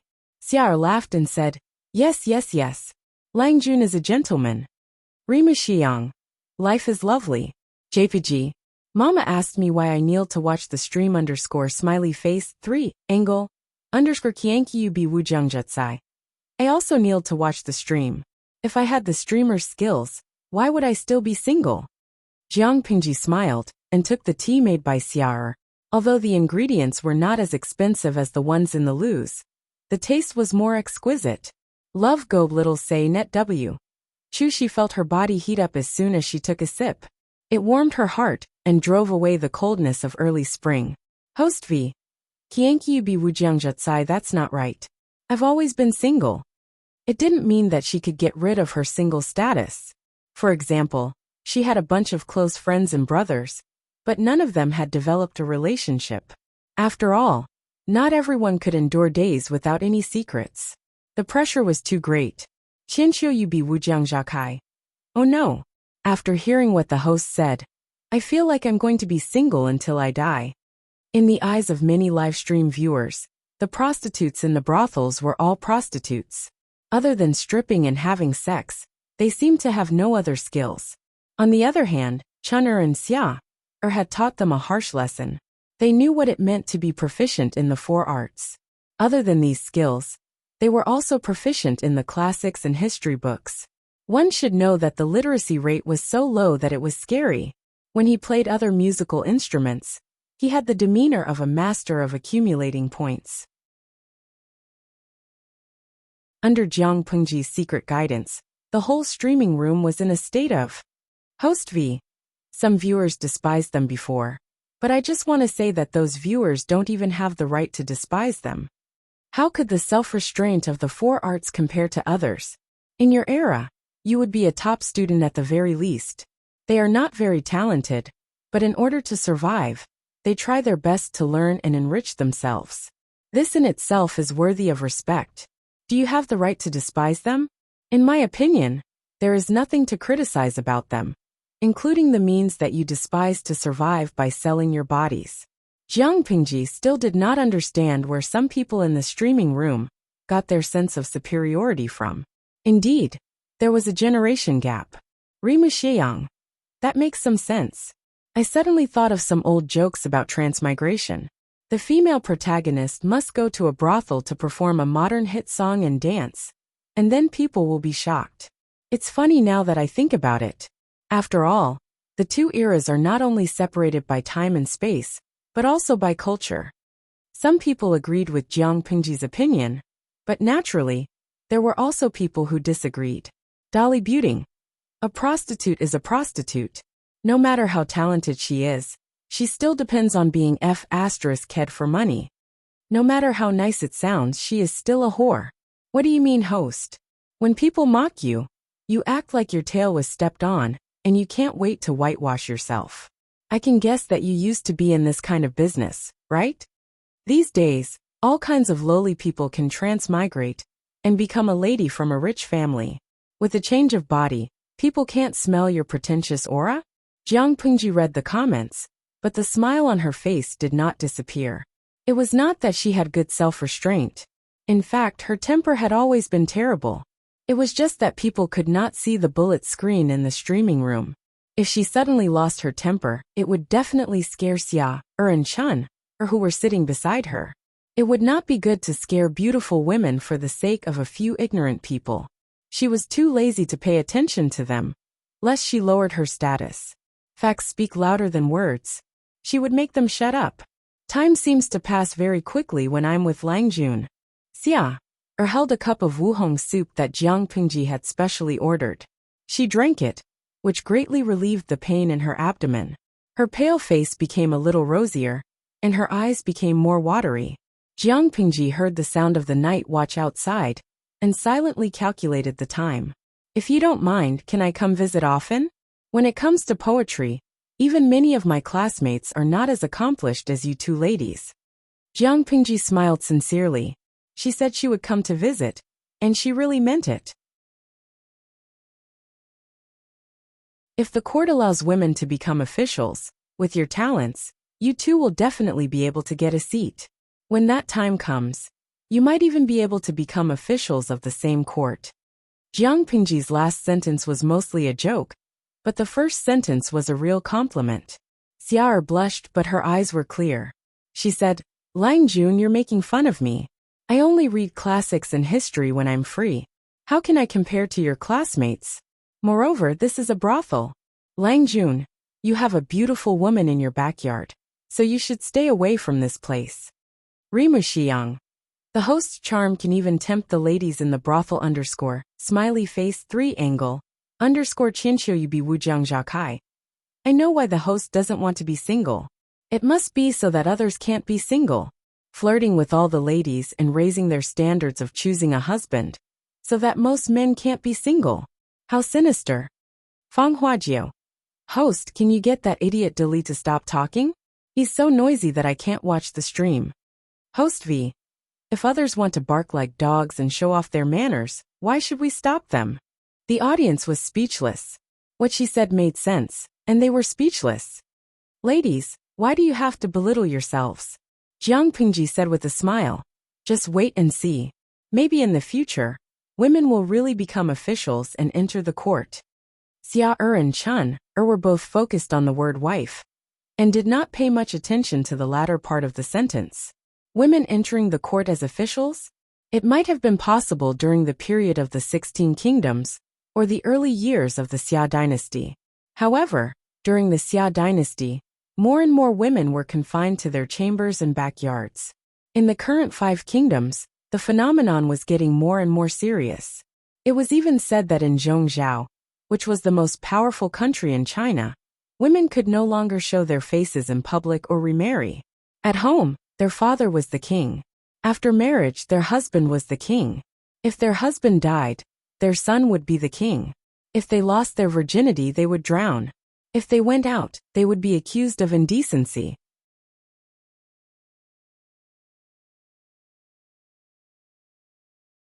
Chapter 102.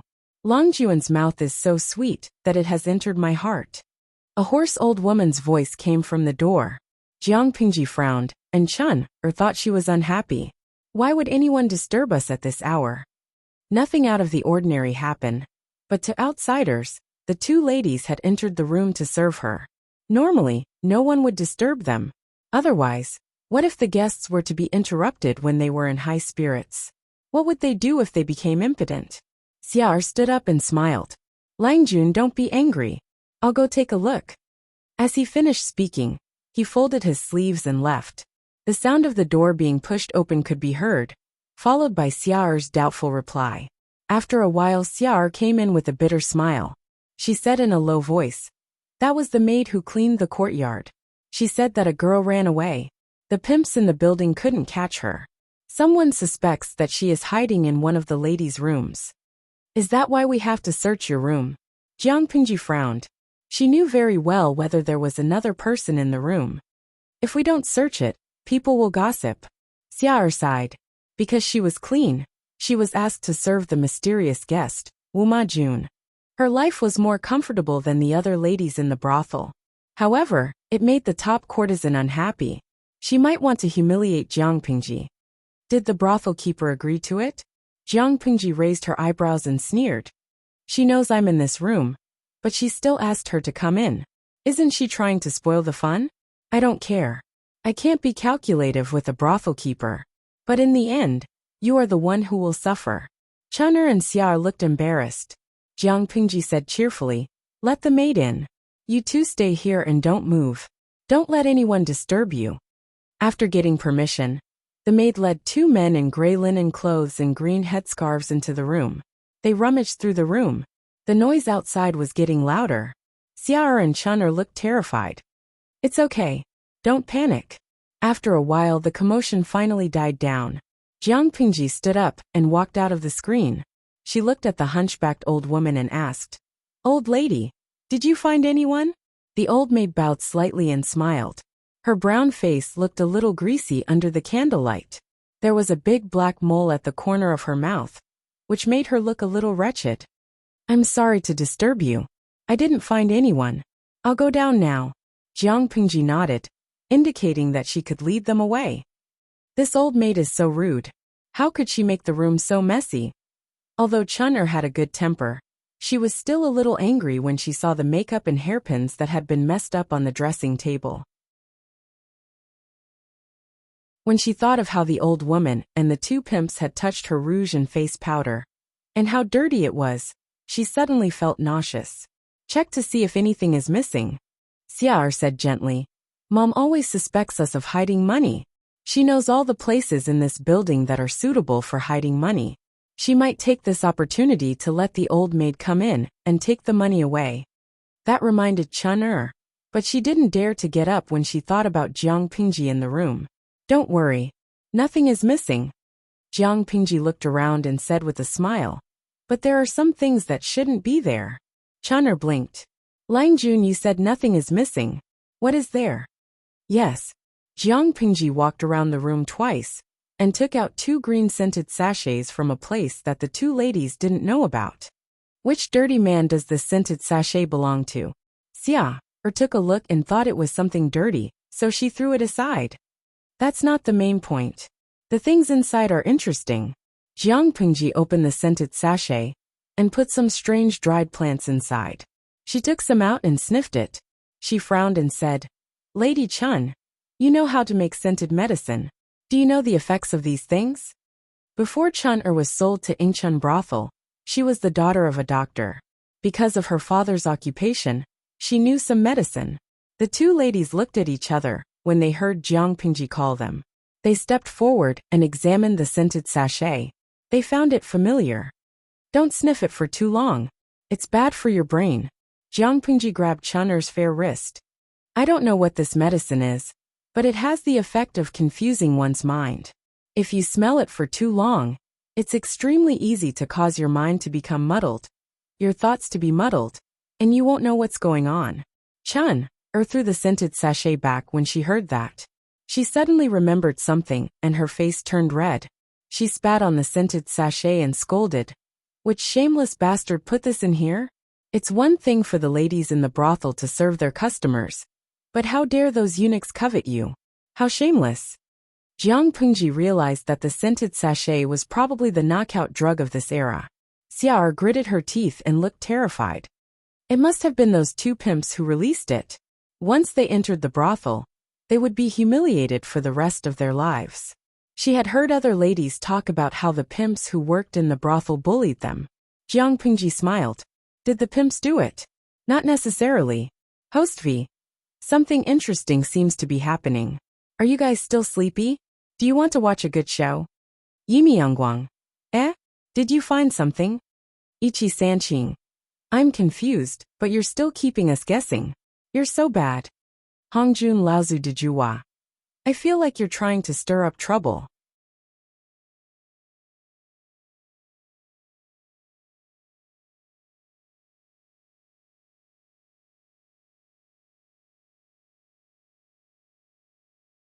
Following that, some of the audience members tried to make guesses after connecting what had happened. Qianshan Muxia. Are the three of them splitting the loot? He secretly embezzled the hard-earned money of the prostitutes in the brothel. He felt like a blood-sucking bug. Tuta Feichio. Based on my understanding of the host, things are definitely not that simple. Didn't she say that she didn't want to stop just now? She probably wanted to do something to teach you a lesson. Think about the last time she beat a servant to death. Although most of the audience in the streaming room were novices, and it was the first time for many of them to enter the streaming room, the video of Jiang Pingji's previous streaming had been spread on the public platform of their dimension. The most bloody video was censored after it was broadcasted. The censored video was the content of the servant being beaten to death. Dolly Buting. Haha, I'm not scared. Come at me if you have the ability, bitch. Although the bullet screen was very tough, the audience felt that it was a bluff. At that moment, some of the audience could not help but come back to their senses and dig out what Jiang Pingji had said before. You will be glad that you and I are separated by a dimension. This host is going to tear apart her own audience again? Host V, you are thinking too much. You are not that important. At most, you are just a bonus. Not everyone is qualified for her revenge. Don't think too highly of yourself. While the audience was guessing, the old maid had already turned into the alley. Jiang Pingji got up and chased after her. Stepping on the eaves and walls, she was relaxed and natural, as if she was taking a stroll in the park. Not long after, the audience in the streaming room heard a rustling sound coming from the deep alley. With the convenience of the infrared camera at night, the scene in the deep alley was clearly displayed in front of them. Yimi Yangguang. Damn host, are you serious? You want us to watch an old woman take off her clothes and see her naked body? In the deep alley, the old maid with a hunched back was taking off her heavy linen clothes one by one.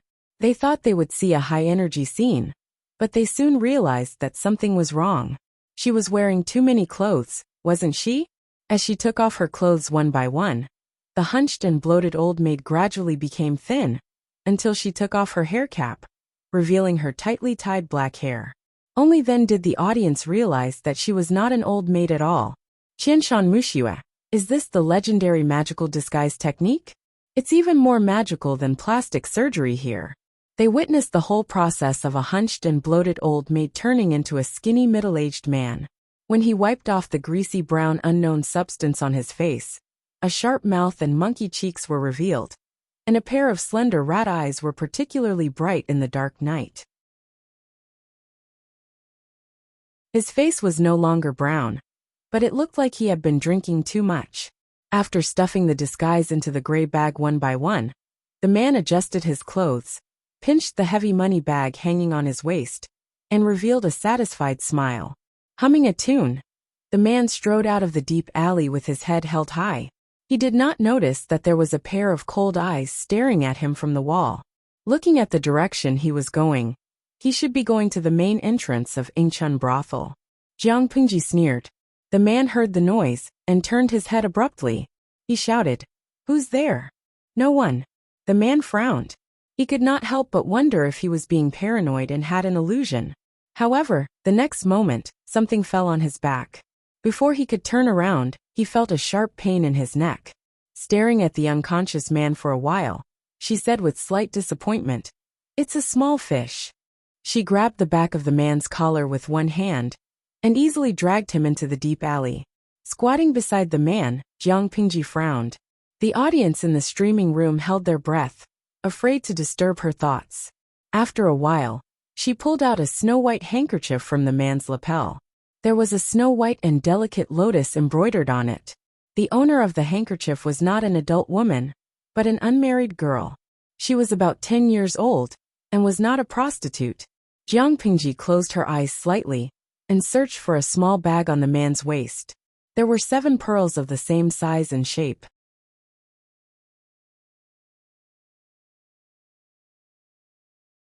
Chapter 104.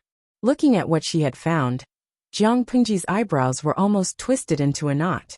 She looked at the man with an unfriendly gaze, as if he was not a living person in her eyes, but a corpse that had already turned cold. Love Gob Small Shua Net W Chew on the side. The audience in the streaming room was so curious that they wanted to climb out of the screen and shake her shoulders. "Don't keep us guessing." Jiang Pingji did not seem to notice the anxiety of the audience. Instead, she raised her hand and untied the belt around the man's waist. She took out something that was wrapped in something hard from his clothes. She squeezed it, and the texture was as she had guessed. She opened it and saw that it was a small roll of bamboo slips. Hongjun Laozu's Juhua. "Host, what are the words on it?" "Sorcerer's Girl Offing." "I remember that it should be some people's names. I also saw some words like XX Lane. I guess it should be a record of where someone lives and their age. But I don't know what the super ugly lines at the bottom mean. Is it a secret of some mysterious organization in the host's hands?" Meishu's Warrior a Yuan. "I envy those who are knowledgeable.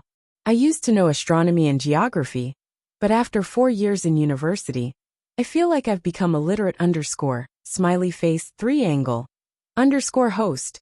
I only know 2 words on this bamboo slip. I'm sorry, my language teacher." Jiang Pingji pursed her lips. At that moment, the man who had fainted slowly woke up. Before he could raise his hand to rub the sore spot, he suddenly saw a dark figure squatting beside him. He almost rolled and crawled 2 steps backward.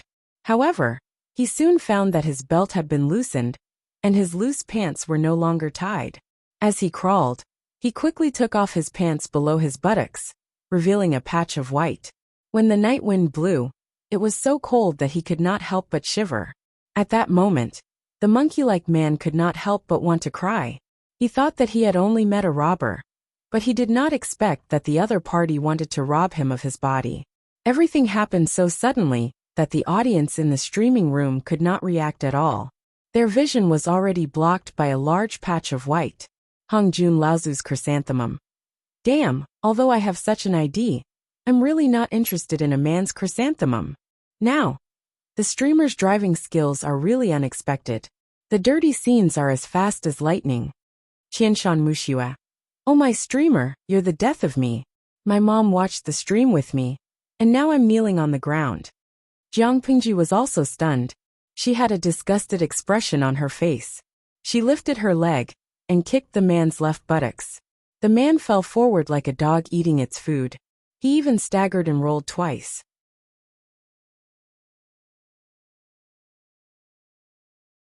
The stones on the ground rubbed against his face, leaving several bruises on his face. Being treated like this, the man suddenly felt a surge of anger in his heart. Without caring about fear, he rolled to the side and pulled some distance away. He grabbed his pants tightly with both hands, spat, and said fiercely, "Which idiot dares to rob me of my body?" Jiang Pingji was speechless. She didn't need to look to know that the live stream room would be full of ha ha ha ha, and use this as a joke to mock her. He robbed me? Hearing this, Jiang Pingji felt as if her fingers had touched the snot of an unknown person. The cold and sticky feeling spread from her fingertips to her whole body. She had goosebumps, which disgusted her. "You don't deserve it." He thought it was a homeless man or a desperado who wanted to rob him. But when he heard the voice coming from the darkness, he was startled. That clear and clean voice automatically made the general outline of a handsome young man appear in his mind. Nowadays, men were very popular. The business of places like the South Yard Luoguan was even better than the brothels. In the man's mind, he subconsciously recalled his little lover in the South Courtyard's brothel. Not to mention that her body was soft and delicate. Her soft and tender skin was extremely good to the touch. Her taste was even more memorable than some clean virgins. For a moment, his courage firmly suppressed the fear and anger in his heart. "Oh, it's a young Langjun." Listening to this voice, "I don't even need to look at the person. My body is reacting." The man used the hemp rope he found at the last minute as a belt around his waist, but he didn't really run naked. Jiang Pingji's face became more and more gloomy. The man's vision was affected by the darkness, so he could only see a vague outline even with his eyes wide open. However, she could see the undisguised dirty expression on his face, which made her feel disgusted. "If you told my brother earlier, he would definitely have sex with you. You wouldn't need to force yourself." Relying on his age and height, the man seemed to be very fearless.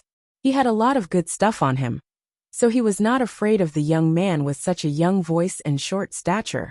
His reaction just now was because it was too sudden, and he was startled by it. "Those who dare to tease me are either not born yet, dead, or on their way to die." Jiang Pingji held the wig that the man used to disguise himself as an old woman. She squeezed it into a ball and punched the man's face. Then she forced the wig into his mouth. At the same time, she hit the man's lower abdomen with her knee, causing a moment of numbness and loss of control of his limbs. No one knew better than Jiang Pingji what kind of force she used to hit which part of the body, and what kind of reaction it would produce. Even if Lu Lanting had been a weakling in the past, she would still have been able to subdue him easily, let alone now.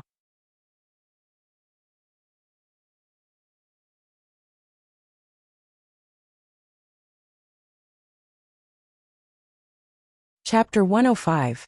I originally wanted to give you a quick death, but I didn't expect you to be so eager to go to hell. Jiang Pingji grabbed his collar with one hand and lifted him up easily. She said coldly, "If that's the case, I'll fulfill your wish." The man's face was already green and red from the pain. He didn't hear what Jiang Pingji said at all. His numb limbs didn't listen to him at all. "However, I'm someone who likes to squeeze out every last bit of value from people. Since you're still useful, I'll allow you to live in luxury for a while longer." After she finished speaking, Jiang Pingji's eyes revealed a trace of ruthlessness. She quickly disappeared, as if she had never appeared. Host V. As a responsible host, I think it's not just about broadcasting some boring daily life. I also need to popularize some common sense knowledge to the audience, such as how to make a stubborn duck tell the truth. Young man, have you heard of torture? Jiang Pingji's words piqued the curiosity of some of the more timid viewers. They were obviously scared to death and covered their eyes with their hands, but they still could not resist the curiosity in their hearts. They could not help but secretly open their fingers and peep through the gaps between their fingers to see what would happen next. In the Federation's dictionary, interrogation by torture was different from ordinary interrogation procedures. Those who knew the ropes would most likely shudder at the mention of it. Almost every federal soldier had mastered the essentials of interrogation by torture. As the leader of the army, it was impossible for Jiang Pingji not to learn this skill. Host V. Of course, I don't recommend that you use it in real life, because it might kill someone. Host V. If one day you use this method in practice, please don't blame it on me. As she spoke, Jiang Pingji put a relatively clean handkerchief on her hands. Using the man as a teaching tool, She personally taught the livestream audience what a real professional interrogation was. On the surface, it was far less bloody than the so-called 10 great tortures, but in essence, it was more ruthless than those brutal punishments. Not only could it destroy the body, but it could also easily destroy the mind. Even a well-trained genetic warrior would not be able to withstand the full set of torture methods of the Federation, let alone a hooligan with a weak heart from ancient times. Jiang Pingji had only shown a little of her power, but the other party was already on the verge of collapsing. His consciousness was in a muddled state. She took out a flint and burned the handkerchief. The orange light illuminated half of her face. "What's your name?" "Lin Shengdog." The man's eyes were unfocused, and the hair cover in his mouth had been removed. However, there was still a steady stream of turbid saliva flowing down the corner of his mouth. Some dripped onto his upper body, and some flowed down his neck to his collarbone. This scene could definitely drive a germaphobe crazy. Jiang Pingji narrowed her eyes. "You're not a local. Where are you from?" "Ming County, Tsang Prefecture." The man tilted his head, and his limbs twitched from time to time. His gaze was blank, but his reply to Jiang Pingji was clear. "Ming County, Tsang Prefecture?" Jiang Pingji frowned and searched through Lu Lanting's memories for information about the place. The land of Dongqing was divided into 6 states and 21 counties. Sangzhou was one of the more prosperous states. Because the trade route to the north was smooth, it had close connections with the northern borderline. Many merchants went there to do business. Therefore, Sangzhou's economy was at the forefront of Dongqing. As for Meng County, it was the largest county in Tsang Prefecture and had the richest economy. Apart from you, there are a few other accomplices. What are their names? What do they look like? Where are they now? Jiang Pingji asked the last question. It meant that the shifty-eyed man had reached the end of his life. The man answered each question one by one. Jiang Pingji's expression turned cold, as if it could freeze a person's heart. "Good answer. I'll give you a quick death this time." Jiang Pingji easily ended the man's life. Out of habit, she cleaned up the evidence of the crime. Then, she stood up and left the alley with her usual expression. A figure in green stood at the entrance of the alley. Her clothes fluttered in the night breeze, and the cold moonlight illuminated her figure. Jiang Pingji was not surprised to see Feng Jin. She walked up to him, and before he could say anything, she had already stabbed him. "Don't pretend to be cool when you're thin." Feng Jin was speechless. "Be careful. You'll have a headache the next day. Don't blame it on me." Feng Jin took a deep breath to avoid being angered to death. It was easy to get into trouble in deep alleys, not to mention Lang Lang Alley. It was estimated that 10 to 20% of the gangsters and wanderers in Hejian County were gathered there. Those people did not consider the consequences. They did things based on their mood. If Jiang Pingji provoked them, they would not be merciful. However, as soon as he thought of Jiang Pingji's strength, his worries changed. It would be fine if she did not take the initiative to cause trouble. Jiang Pingji looked him up and down. "Why did you come out? The warm air in the house is much better than the cold wind outside."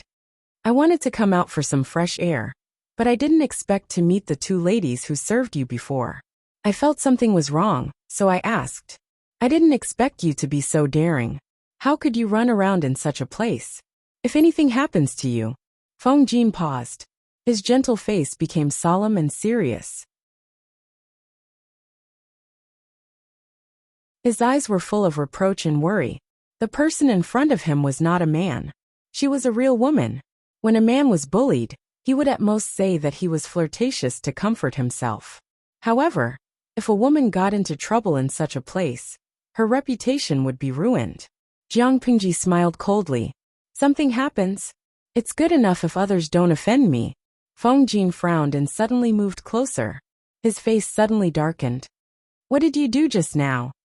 If you have the guts, you can go in and take a look." He hesitated for a moment, then lit the fire and stepped into the deep alley. After a while he walked out with weak footsteps. "You did it? He deserves to die. If he doesn't die, I don't know how many people will be hounded to death," Jiang Pingji said indifferently. "Why you accompany me to a place? When you go there, you will know whether the person inside deserves to die or not. Or, You don't have to come. You can directly go to the magistrate and sue me? Feng Jin pursed his lips. Although the aristocratic families controlled the court and controlled the whole of Dongqing, it did not mean that the children of the aristocratic families were not guilty of killing people. What was the difference between such disregard for the lives of others and the vermin that the people cursed and hated? However, he did not say these words out loud. Because of admiration, Feng Jin's position was still on Jiang Pingji's side. If the other party could produce evidence, he could even let this matter pass. Where are we going? Feng Jin followed and asked. You have to produce evidence that is convincing enough. I won't cover for you. The sound of wooden clogs landing on the ground was particularly clear. It seemed to completely separate the deep alley from the extravagant world outside.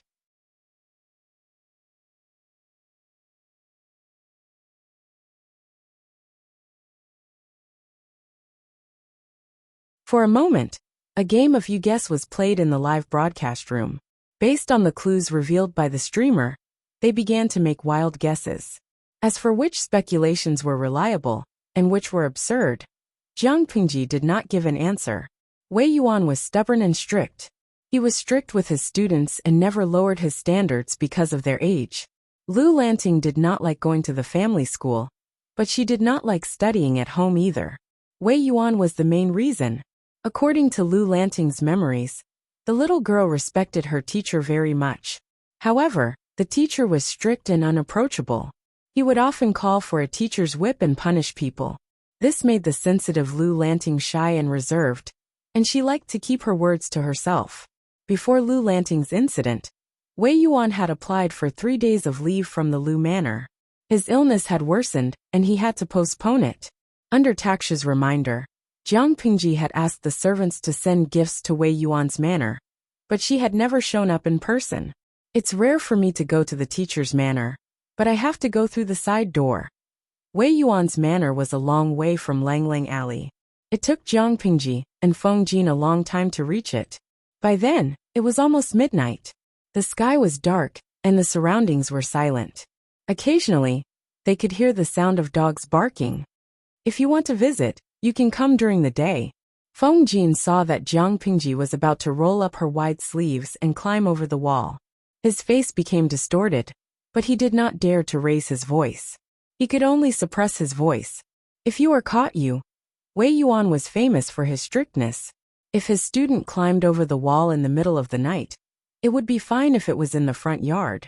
But if it was in the backyard, it would be like having mud fall into one's pants. Lu Lanting was not afraid of anything, but he still wanted his reputation. A bad friend could ruin his life. Jiang Pingji stood in the corner for a while and smiled at him. What are you afraid of? Come, I'll be your foothold. You can climb over first. Feng Jin was speechless. They looked at each other in silence for a while. Feng Jin took a deep breath. I don't believe you're that kind. Tell me, how are you going to trick me? Feng Jin clenched his teeth. Only now did he look like a teenager, instead of an old and steady noble young master of an aristocratic family. Jiang Pingji smiled. Won't you know after you climb over? Feng Jin looked at her suspiciously, and the uneasiness in his heart grew stronger. Why don't you climb over first? There was something fishy going on. Jiang Pingji mocked him. You go first, and I'll follow. What if I climb over first? Will you be able to climb over? Don't pretend to be a hero in front of me. Feng Jin was speechless. It was tiring to have such an unreliable companion. Logically speaking, with Feng Jin's upbringing, he would never mess around with Jiang Pingji. But he was only a teenager. He had to maintain a steady image in front of others, and he needed some breathing space when he was alone. Not to mention that he admired Jiang Pingji and wanted to know what she was up to. He had fallen for her trap. Feng Jin gritted his teeth and nodded in agreement. He had left behind a dark history that could not be erased. Wei Yuan came from an ordinary family. His mansion was simple, and the walls were not high. Jiang Pingji lowered her body and crossed her arms, indicating for Feng Jin to step on her. Compared to her decisiveness and straightforwardness, Feng Jin was a bit hesitant. Even though his companion was bold and unrestrained, he always forgot her gender. But no matter how forgetful he was, he could not forget the difference in their genders. How can you be so impatient? Feng Jin muttered. He carefully held on to the uneven part of the wall. He had taken off his wooden clogs and was only wearing socks. He stepped on Jiang Pingji's crossed arms with his bare feet. He thought they would fall miserably, but he did not expect his feet to be so steady. He swore that he had never been so rude in his life. He used all his strength to crawl on the wall. Okay, I'm up. It's your turn now, right? Feng Jin looked down from the wall. It was a bit high, and he felt dizzy. Puffed. Under the wall, Jiang Pingji burst into laughter. It was especially obvious in the silent night. Feng Jin's heart skipped a beat. Why don't you take a look at the other side of the wall? Isn't there a bunch of people guarding there? Feng Jin was speechless. He had a bad feeling. He turned his head shakily and stretched his neck to the other side of the wall. Within the walls, they looked at each other. Lu Shi. He was furious. It's better for you to die than for me. If it doesn't work, then let's die together.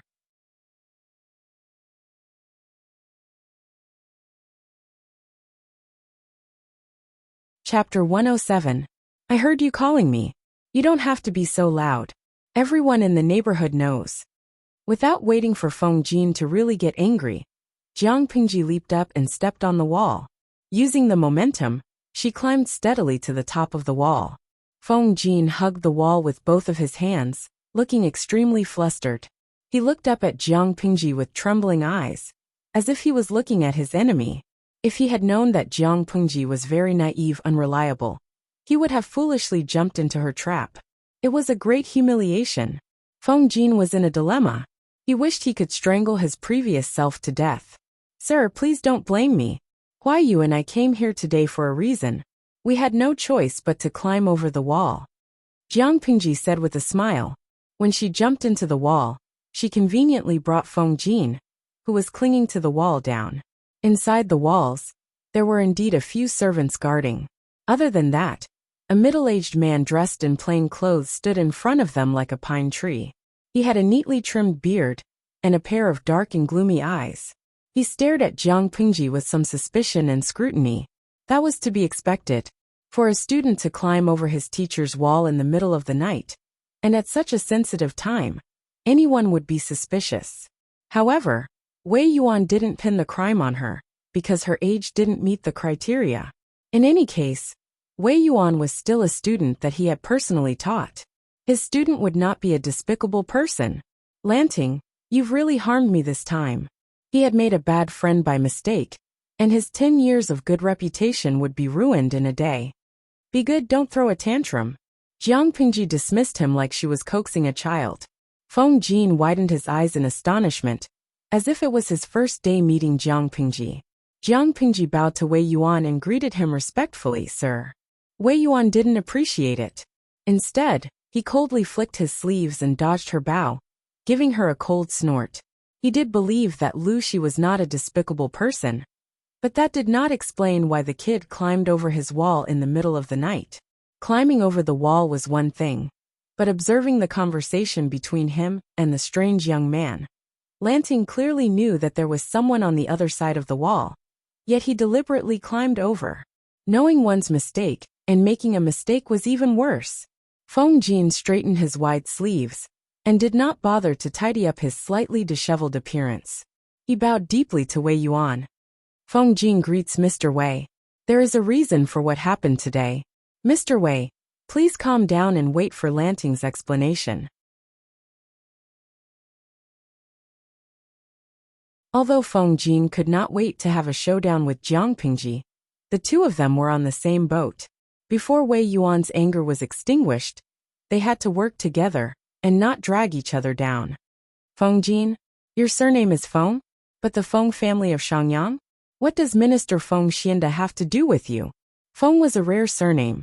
In Dongqing, when the Feng family was mentioned, most people would subconsciously think of the Feng family in Shangyang. Wei Yuan looked at Feng Jin's clothes and accessories. They were all expensive and hard to find treasures. It was obvious that his family was not poor.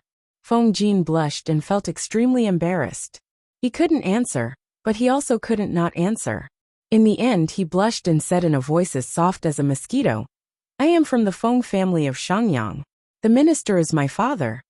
Wei Yuan was speechless. Faced with Wei Yuan's almost indifferent expression, some of the quick-witted spectators quickly moved their fingers, drowning his face in the barrage of insults. Now, "Oh my God, the son of the minister came to my house. Fatty Big C, blue skinny Xianggu, this guy's background is too big. How should we deal with him? Urgent, waiting online. Hongjun Laozu's Juhua. Don't be fooled by my nonchalance. I'm actually burning with anxiety. How can I maintain my cold and aloof image? This guy in front of me doesn't play by the rules. I can't beat his father. Urgent, waiting online." Of course, there were also some insults in a more bizarre style. "Sorcerer's Gerlafeng. That guy is the son of the minister of Shangyang. Despicable, truly despicable." Jiang Pingji thought that Wei Yuan's expression and the barrage of comments made it even more delicious. She was secretly delighted, but her expression did not change. Instead, a chuckle beside her attracted everyone's attention. At that moment, she noticed that there was not only a fully armed servant beside Wei Yuan, but also a young man in his 20s. The man's eyebrows were slightly sharp, and his eyes were dark and lifeless. Being stared at by him made one feel an inexplicable chill in one's heart. His complexion and skin were a bit rough and dark yellow, but his appearance was extremely heroic. Even the gloomy coldness in his eyes couldn't make people ignore the advantage of his facial features. His face was deep, and his lips were slightly dry, with some white skin curling up. It was like a cracked riverbed that had been dry for a long time. The material of his clothes was not very good, and it was a little old. Not only did it not fit him well, but it had also been washed to the point of discoloration. His collar and cuffs were badly worn, but his hair was combed neatly, and he stood tall and straight, so one could not tell that he was in dire straits. He was in his 20s, and his wife and widower had died. He had come from the north, and it seemed that he was from a border city near the 3 tribes of the northern borderline. His father was of a different race, and his mother was a gentle and loving Chinese woman. The two of them were not happy, and his father had a bad habit of abusing his wife and children. He was cold and ruthless, and he had killed more than one person. His father was already dead, and he was probably the one who killed him. His palms were thick, and his knuckles were slightly deformed from years of martial arts practice. He was much stronger than Feng Jin. His socks were bleeding, and the wound was on his feet, but he could still maintain his upright posture, without a change in expression. She liked his ruthlessness and forbearance. While Jiang Pingji was analyzing him, the young man was also sizing her up.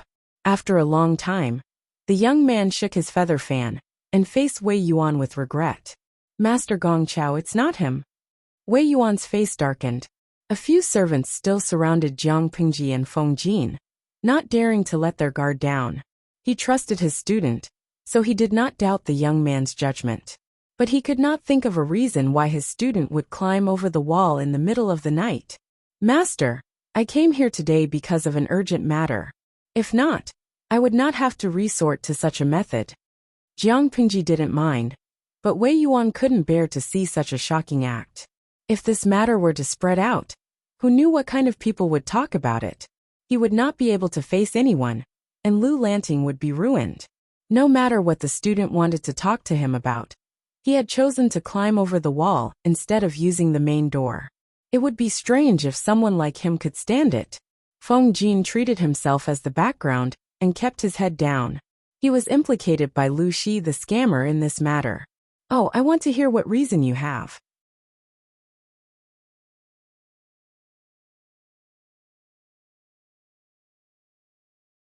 Chapter 108.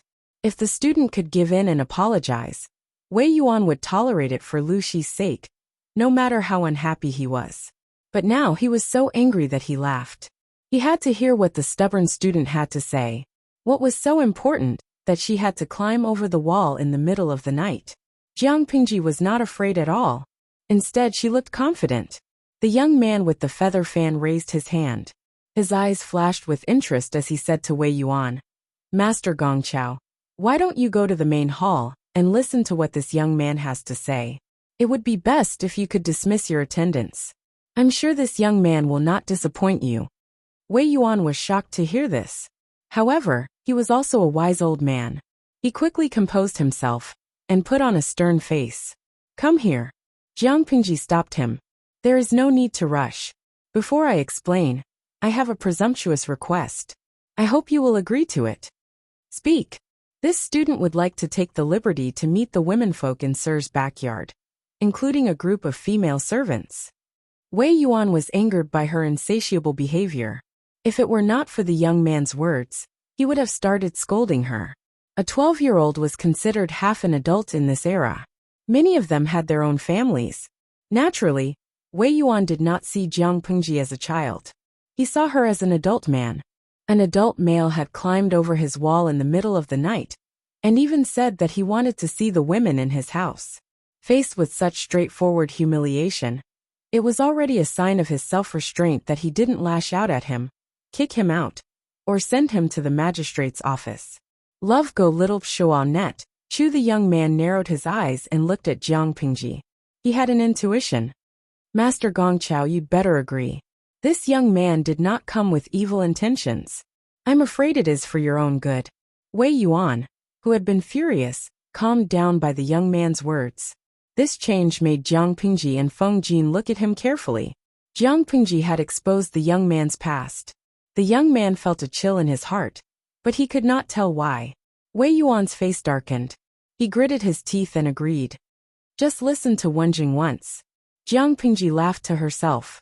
It seemed that the teacher's sick leave was fake, and the haunting in the backyard was real. According to this person's temperament, if he found out that there were strange men's clothes or traces of activity in his concubine's room, he would be so angry that his blood pressure would soar. The reason why he had taken leave until now was probably because he had not finished with this mess. He wanted to catch the adulterer, but he ran into her? Wei Yuan walked in front with big strides. Jiang Pingji followed behind him at a steady pace. She was right next to the young man. She smiled and asked tentatively, How should I address you, Lang Jun? Feng Jin's expression seemed normal, but there was a hint of displeasure in it. His bad friend had tricked him, and before he could even give him an explanation, he had already hooked up with a weird-looking outsider. How unfair. I am Qiguan Rang. Jiang Pingji frowned. Although she hated the messy names in this era, she still asked out of habit. What's your courtesy name? The young man's eyes were still gloomy, and he said mercilessly, My young friend, our relationship is shallow. We don't even have a courtesy name. In other words, he said, I don't know you that well. Don't try to get close to me. Jiang Pingji's heart skipped a beat. She lowered her voice and asked at a volume that only she, the young man, and Feng Jin could hear. Don't say that. Strictly speaking, you are my future brother-in-law. Why do you have to treat me like an outsider? Feng Jin listened attentively, and then he looked confused. Lanting has a sister? After asking, he came back to his senses. Lu Shi did have a mistress's daughter, but she seemed to be less than 9 years old. Feng Jin was dumbfounded. However, when her words fell into the young man's ears, it was no different from a sudden clap of thunder. His mind went blank for a moment. You? She interrupted him and repeated her question. What's your courtesy name? If she wanted to know, she had to know. Even if he did not want to answer, she would find a way to make him answer. The young man was speechless. After a while, the young man calmed himself down and said calmly, Didn't you hear him? Jiang Pingji raised her eyelids and rolled her eyes. It's different when you introduce yourself, and when others mention it in passing. The young man took a deep breath and faintly sympathized with Feng Jin. That must be how he felt when he was tricked. My name is Qiguan Rang. My courtesy name is Wenjing. How should I address you? Lu Shi. That's it. The young man waited for a while, but he did not hear anything else. His expression became slightly twisted as he suddenly remembered Feng Jin mentioning Lanting. That must be Lu Shi's courtesy name. Although they had only met for a short while, the young man had the urge to raise his fan and slap her. She was asking for a beating. Jiang Pingji looked at Wei Yuan's silhouette in front of her with a complicated expression. Wenjing, Are you curious about how I know that you are looking for a son-in-law? Qiguanrang nodded. He was indeed curious. Wei Yuan had only mentioned it to him vaguely, and no one else knew about it. Jiang Pingji revealed it as soon as she arrived, so it was impossible for Qiguanrang not to be curious. Could she be eavesdropping? That was impossible. Jiang Pingji was about to speak, but she suddenly turned to Feng Jin and said, "Don't listen to indecent things. Cover your ears." Feng Jin was speechless. He was innocent.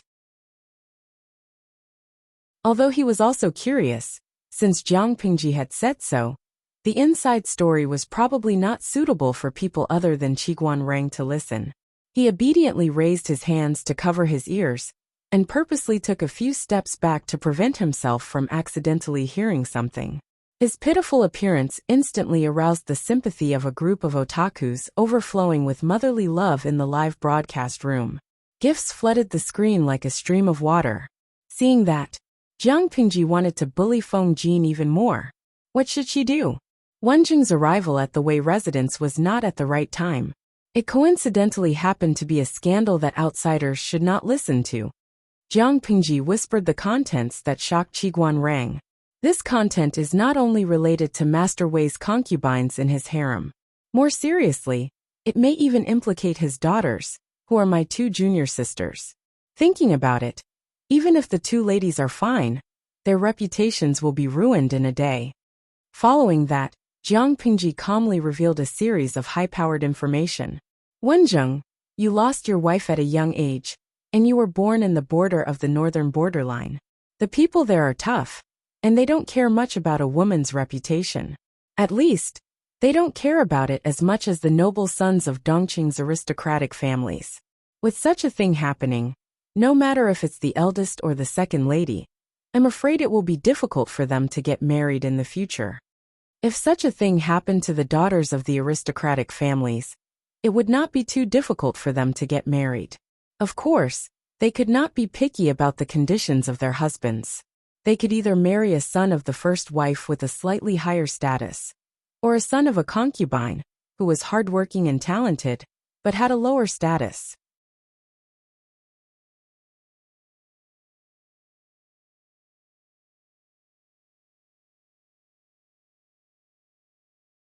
Chapter 109. Mr. Wei understands this. He doesn't want to ruin the rest of his daughter's life, but he also doesn't want them to live the rest of their lives in solitary confinement. So he has to find another way out. He thinks highly of your talent and admires you. He might even want to betroth his daughter to you. Now that this has happened, there's no way he'll let you go. I said you're his future brother-in-law. What's wrong with that? Qiguanrang was silent for a while. Or rather, he was speechless. The young man named Lu Shi's analysis was correct, but he still had a few doubts. Jiang Pingji moved closer and said mysteriously, "It's the first lady, right?" Qiguanrang glanced at her. He had one more doubt. He walked away quickly, not wanting to see the gossipy expression on Jiang Pingji's face. He wanted some peace and quiet. Lovelorn front Lianmeng. Why does he feel sorry for Qiguanrang? The streamer exposed his secrets the moment they met. I guess he's feeling a little uneasy. I don't care if Dali doesn't stop or if he's glad. I'm glad I don't live in an environment where there's no streamer. Even though it was fun to watch the live stream, and they could even complain about it on the bullet screen, watching the streamer bully others or tear apart her own viewers, it was all from the perspective of a bystander. It was just a show to kill time. If there was such a person in real life, it would be horrifying to see through one's secrets the moment they met. A secret is a secret because only a few people know about it. However, Jiang Pingji's actions broke this rule. Naturally, it would cause others to be afraid and ostracize her. She doesn't play by the rules. Secrets have nowhere to hide from her. She's a monster. Love 100%. I checked the surnames on Baidu. If it's a surname, it should be Qiguan, right? Tongqi, 2 times. 100 Ghosts Night Walk, _ smiley face 3 angle, _ I'm just an ordinary person. I'm happy watching, so I don't think too much. Tudafetio, same. As long as you're happy. We're just watching the live stream. Why think so much? Streamer Zheng Shanghua. We're watching the live stream from the streamer's perspective. The viewing experience should be from the streamer's perspective and role. If it was a stupid host who got bullied and stepped on everywhere, who would be able to watch it? Anyway, I'm feeling all sorts of good now. Streamer's side of me. 23333 after watching the live broadcast. I feel like my IQ has increased by several %. Streamer's back on me. Who's better at topping up IQ? Palace Intrigue Livestream helps you. Jiang Pingji was speechless. No matter what, she couldn't face these demonic audiences and their IDs. Although Feng Jin did not hear what the two of them said, he could not help but remember how Jiang Pingji had threatened him when he saw Qiguan Rang's reaction. Suddenly, he felt sympathy for her and complained to her. You scared him. You're scared just like that? What shall we do then? She said significantly. Shall we have to be alarmed every day? Lao Siji Lianmeng. Who's so surprised? Jiang Pingji was speechless. He had a bad premonition. Even though Wei Yuan was extremely unhappy, he still followed Jiang Pingji's instructions and asked the womenfolk to come out and look at them through the thin screen. She frowned and shook her head. Wei Yuan's face darkened, and he ordered the maidservants to bring them back. Next were the female servants. The female servants were not as refined as the female servants, and it was fine for them to be stared at by an outsider once or twice. Therefore, they were simply allowed to gather in a relatively wide corridor. The surrounding servants each held a torch, brightly illuminating the courtyard. Feng Jin saw that she was serious and did not dare to interrupt her thoughts. Qiguan Rang looked at Jiang Pingji seriously, as if he was trying to read some useful information from her face. However, the result surprised him. He was a 12-year-old boy, the age when his emotions should be the most exposed. Even if he had been educated by an aristocratic family, his age and experience made it impossible for him to be as impenetrable as an old fox. People would always be able to find a loophole. But the boy's situation made him tremble with fear, and he was secretly very excited. The more he could not find out, the more it meant that the boy was full of secrets. In Qiguan Rang's opinion, there were two extraordinary people in Dongqing in recent years. One was Master Yuanjing of Lengjia, who single-handedly took back the 3 cities by the border. The other was Lu Shi of Hejian, who had worked hard for many years to bring Hu County back to life. He had achieved a feat that many capable officials of the previous Xia dynasty could not achieve. Lu Shi was Lu Shi's son. He had the demeanor of his father, but he was also a hidden person. Lanting, what did you find out? It was rare for Qiguan Rang to put on a stiff smile. The corners of his lips were raised unnaturally. Perhaps he was used to wearing a cold expression all year round. The emotion of smiling was too foreign to him. Therefore, when he smiled, it was more of a fake smile. It was strange and treacherous. Of course I found out. Otherwise, I wouldn't be able to answer to the master today, would I? After she finished speaking, Jiang Pingji got up and walked to the corridor. She walked straight into the crowd of servants, her eyes fixed on one target. It was a woman who looked to be in her early 30s. Her skin was brown, and there were 3 wrinkles between her eyebrows. There were obvious wrinkles at the corners of her eyes. She looked a few years older than her actual age. Her shoulders were slightly bowed, and she looked extremely honest. Her fingertips that were exposed outside her sleeves were red and purple. Before she was called there, she was diligently washing clothes with well water. At first glance, she was just an ordinary servant. She had the dullness and diligence of an honest person. There was nothing special about her. If there was anything wrong with her, it would be that her appearance was average, but her facial features were kind. She gave people a feeling that she was easy to get along with. However, some people were born with a strong affinity. That could not be used as evidence that there was something wrong with her. Qiguan Rang quickly glanced at the target Jiang Pingji was staring at. He was slightly suspicious. Why did she look for a servant? Could it be? Qiguan Rang's eyes turned quickly. His eyes were wide open, because of the answer that flashed in his mind. So that was the truth. Qiguan Rang's eyes flashed. He opened his mouth and said, "Catch that woman." Jiang Pingji walked toward her. The servant kept her head down, as if she was the most ordinary servant. There was no flaw in her expression. However, her nerves were secretly on edge. until Jiang Pingji was in front of her. Her nerves were already at their most sensitive. At that moment, Qiguan Rang's voice exploded in her ears. He was completely flustered.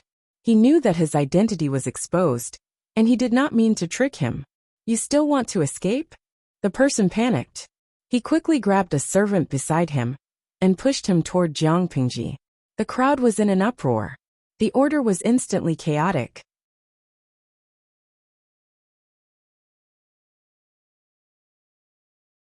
Chapter 110. Everything happened in the blink of an eye. Before the crowd could recover from the shock, they were plunged into another wave of fear. Someone's dead.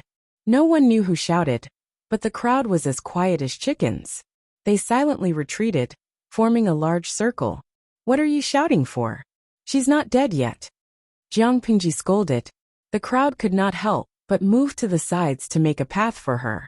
The maid who was pushed had just woken up from the scare. She was distracted just now and suddenly felt a huge force pushing her in another direction. For a moment, she was so scared that her heart almost jumped out of her throat. Then, she fell steadily into a thin but strong embrace. She raised her head shyly and stole a glance at Jiang Pingji's appearance. From this angle, she looked as delicate and pretty as a lady. She thought blankly. Then, as if she had touched a fire, she quickly left Jiang Pingji. Thank you for saving me, Lang Jun. Her voice was as soft as a mosquito's. She did not dare to raise her voice. It's good that you're fine. You and the rest of the servants should go and rest. It's best if you forget what happened tonight. Jiang Pingji stared coldly at the servant, who was lying on the ground, her hands covering her bleeding neck. Her voice was cold as ice. The maid did not care. She timidly glanced at Mr. Wei Yuan. After getting his approval, she followed Jiang Pingji's orders. After all, they were not servants of the Lus. If they listened to Jiang Pingji's orders without hesitation, Wei Yuan would probably feel uncomfortable. This is clearly a woman.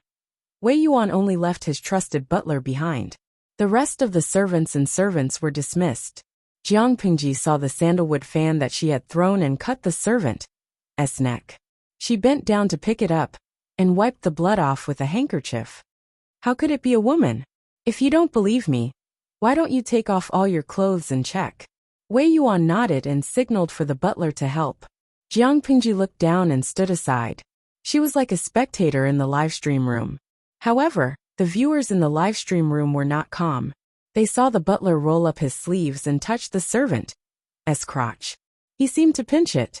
His face scrunched up like a chrysanthemum flower, and then a look of horror appeared on his face. The scene was too intense. Everything happened too suddenly. They were so shocked that they forgot to comment. Hongjun Laozu's chrysanthemum. */w***. Oh, my eyes are going blind. First, the host had stepped on the other party's balls and **ck. Then, an elderly man had touched a woman who looked like a middle-aged woman. Today's live broadcast was too dirty. Streamer Zhengchao Shengguo. I don't care about anything else. I just want to know how it feels. Although the live stream was very dirty, the old driver in the live stream room seemed to be even dirtier. Things like moral integrity were lost after a while. The system, which had not said anything for a while, was bad. The system translator, Lu editor. The viewers in the live stream room are so dirty. Can I control their mouths and their hands? As a system, it's your dereliction of duty if you don't censor certain words. What does that have to do with me? Jiang Pingji pushed the blame away.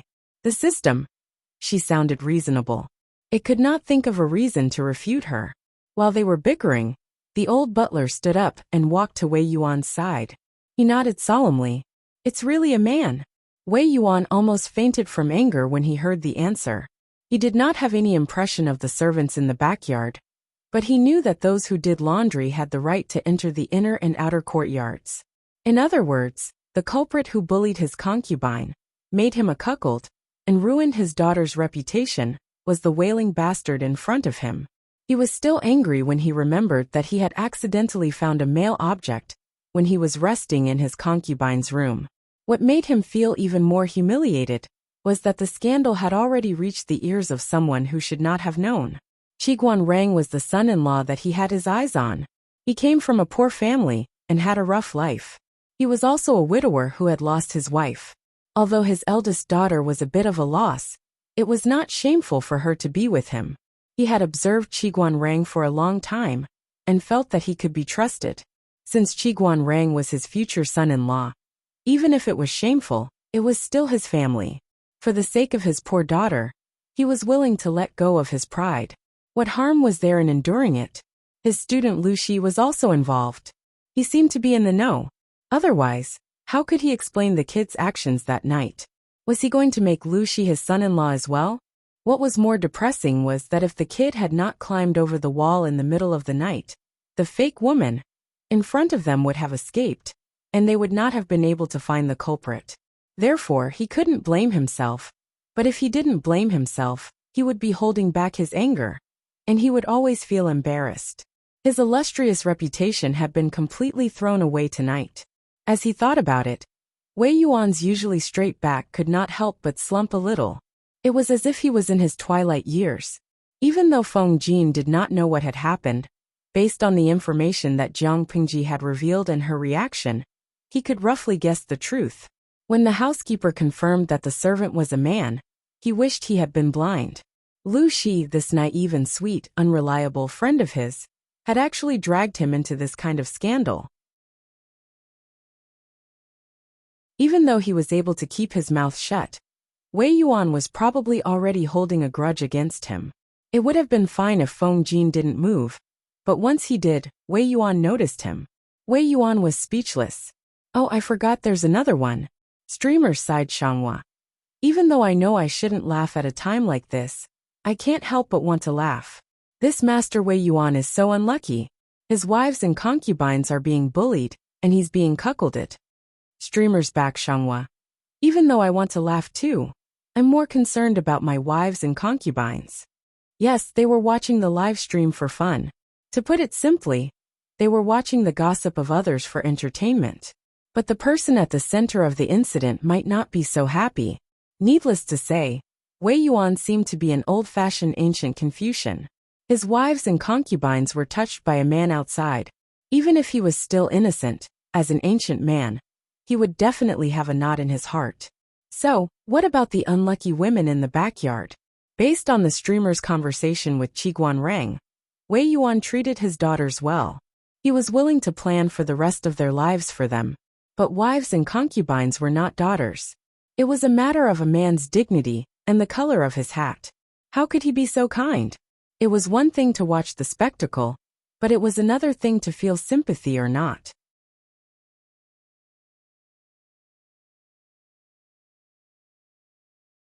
Chapter 111.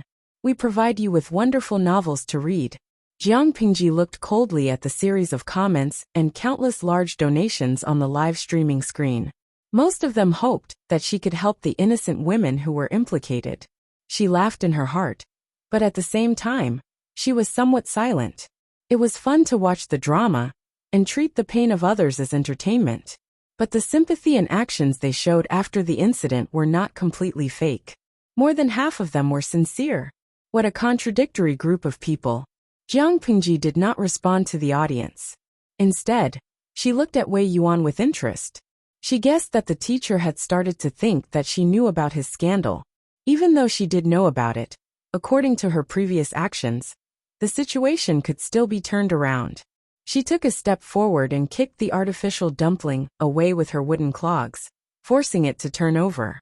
She asked softly, "How do you plan to deal with this criminal?" Wei Yuan's face had turned black. It was as if he was on the verge of exploding. "Kill him and feed him to the dogs. Do you want to keep him alive to harm others?" Wei Yuan answered subconsciously. When he regained his composure, he realized that his tone was filled with violence. It was a far cry from his usual demeanor. As for reporting it to the authorities? Haha. If he reported it to the authorities, it would be the same as announcing his family's scandal to the world. He would be too ashamed to live. The servant, who was tied up like a dumpling and gagged, curled up on the ground and whimpered, as if she was begging for mercy. "Kill him and feed him to the dogs. That's a good idea." Jiang Pingji smiled faintly. Feng Jin and Qiguan Rang, who were beside her, gave her a scrutinizing look. Feng Jin reacted quickly. After witnessing Jiang Pingji's ruthless methods, he did not expect her to be kind. Qiguan Rang, on the other hand, was shocked and curious. Shouldn't a pampered noble son be so indecisive? Shouldn't he be soft-hearted all the time? But this person was different. Not only was he not kind, but he carried a shocking coldness and hostility. However, I came here tonight for this person.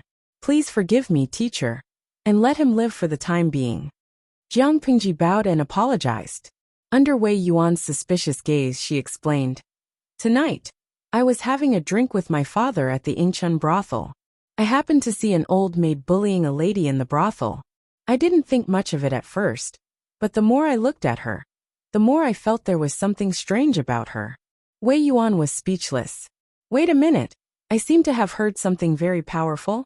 If he hadn't heard wrongly, the kid had said that he and his father, Lu Shi, the father and son, were drinking in a brothel? Qiguan Rang also felt that his worldview had been refreshed. A father and son going to that kind of place? Father and son going to that kind of place? Jiang Pingji didn't care about their strange gazes. Anyway, Lu Shi would take all the blame. Out of curiosity, I followed them, but I saw a great show of people turning into living beings. After the other party took off his clothes one by one, a gray-haired old woman, who was sweeping the floor, turned into a man of about 30 years of age, with a protruding mouth and monkey cheeks. She had wanted to leave, but she had disturbed them and captured them. After inquiring, I found out the truth. Because of this, I had to climb over the wall in the middle of the night. If I had waited until tomorrow, I'm afraid. Jiang Pingji simplified the process. She also beautified the interrogation as questioning. There was nothing bloody about it. Then, she took out a small roll of bamboo slips and presented it to Wei Yuan. Based on what I know, there are more than just these two men who know of this disguise method and blend into the backyard of others. Why do they do it? Maybe they are trying to escape from the authorities. They are probably from Song Prefecture's Meng County. They sneaked to Hejian recently. Jiang Pingji said it in a businesslike manner. She was just short of telling Wei Yuan that she had no idea what was going on in his backyard. Of course, this was just an obvious cover. Although it was useless, covering it was better than not covering it. Wei Yuan took the bamboo scroll and looked through it. His face changed from anger to ashen, and then to silence. Although he was silent, the anger in his heart was stronger than before. These vermin. After a long time, Wei Yuan's face turned ashen as he smashed the bamboo scroll in his hand. Jiang Pingji looked down and did not have the slightest intention of picking up the booklet. How is this a proper scroll? It's the great achievements of those guys. On a certain day, they would target a woman or a girl, disguise themselves as a woman, and try to sneak into the family. They would patiently achieve their goal. Not only would they describe the woman's appearance, age, figure, and skin feel, but they would also proudly write down their thoughts after the deed was done. They would also summarize the pros and cons of the operation. Of course, they would also summarize their personal experiences, such as how to silence the victim, or how to coax them to have sex with them multiple times. Occasionally, they would mock the man of the house for not being able to satisfy the woman and praise themselves. But that was not the point. The point was the origin of the women. 30% of them were ordinary women from Meng County, Song Prefecture, or women who had been widowed for a long time. The other 70% were the concubines of rich merchants and poor families. There were even some unmarried girls who could not escape the clutches of those people. What's more, Wei Yuan even saw some of his acquaintances in the scroll. When he thought of his acquaintances in Meng County, Song Prefecture, doing the same thing, he felt anger and sympathy. Fortunately, he did not see the contents of his own backyard. Otherwise, he would not be able to face his students. These people were originally from Meng County, Song Prefecture. They are arrogant and familiar with their methods. It's not the first time they've done this. What a joke. If they were not familiar with it, they would not have been able to write such a concise and comprehensive afterthought. In the other room, Qiguan Rang had already picked up the scroll and skimmed through it. After Wei Yuan calmed down, he frowned. If the contents are true, then the truth must be shocking. Jiang Pingji snorted. It's not just shocking. Look at this scroll. What did you discover about the materials used to make the bamboo slips? Look at the handwriting. Although it is not the work of a master, you can see that it is a solid foundation. If it was not for hard work, how could one have such skills? Besides, these families are all famous people in Ming County, Tsang Prefecture. Their backyards may not be as thick as an iron bucket, but it is not a place that ordinary servants can enter.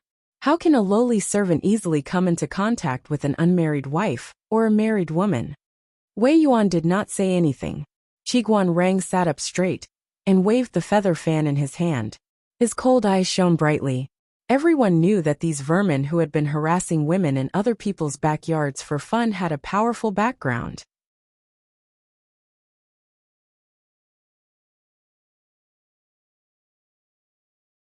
Chapter 112. I have a guess, but I haven't verified it yet, so I can't say it out loud. Qiguan Rang looked down and turned to Jiang Pingji. Lanting came to visit late at night because she got the information from that person. If that's the case, do you have any clues about the others? Jiang Pingji shook her head. No. If she didn't know the exact number of people, she wouldn't have needed to go to Wei Yuan's place to catch the person. Those people were very cautious and had almost no contact with each other. If you trust me, you can hand the person over to me. I guarantee that he will tell you everything about his ancestors. As Jiang Pingji spoke, a faint smile hung on the corner of her lips. It made one shudder with fear, and Qiguan Rang secretly glanced at her. No matter how angry Wei Yuan was, the matter had already been settled, and it seemed that there were some unspeakable scandals involved. Wei Yuan's surname was Wei, and he was related to Wei Jingxian's family, but he wasn't as prominent as Wei Jingxian.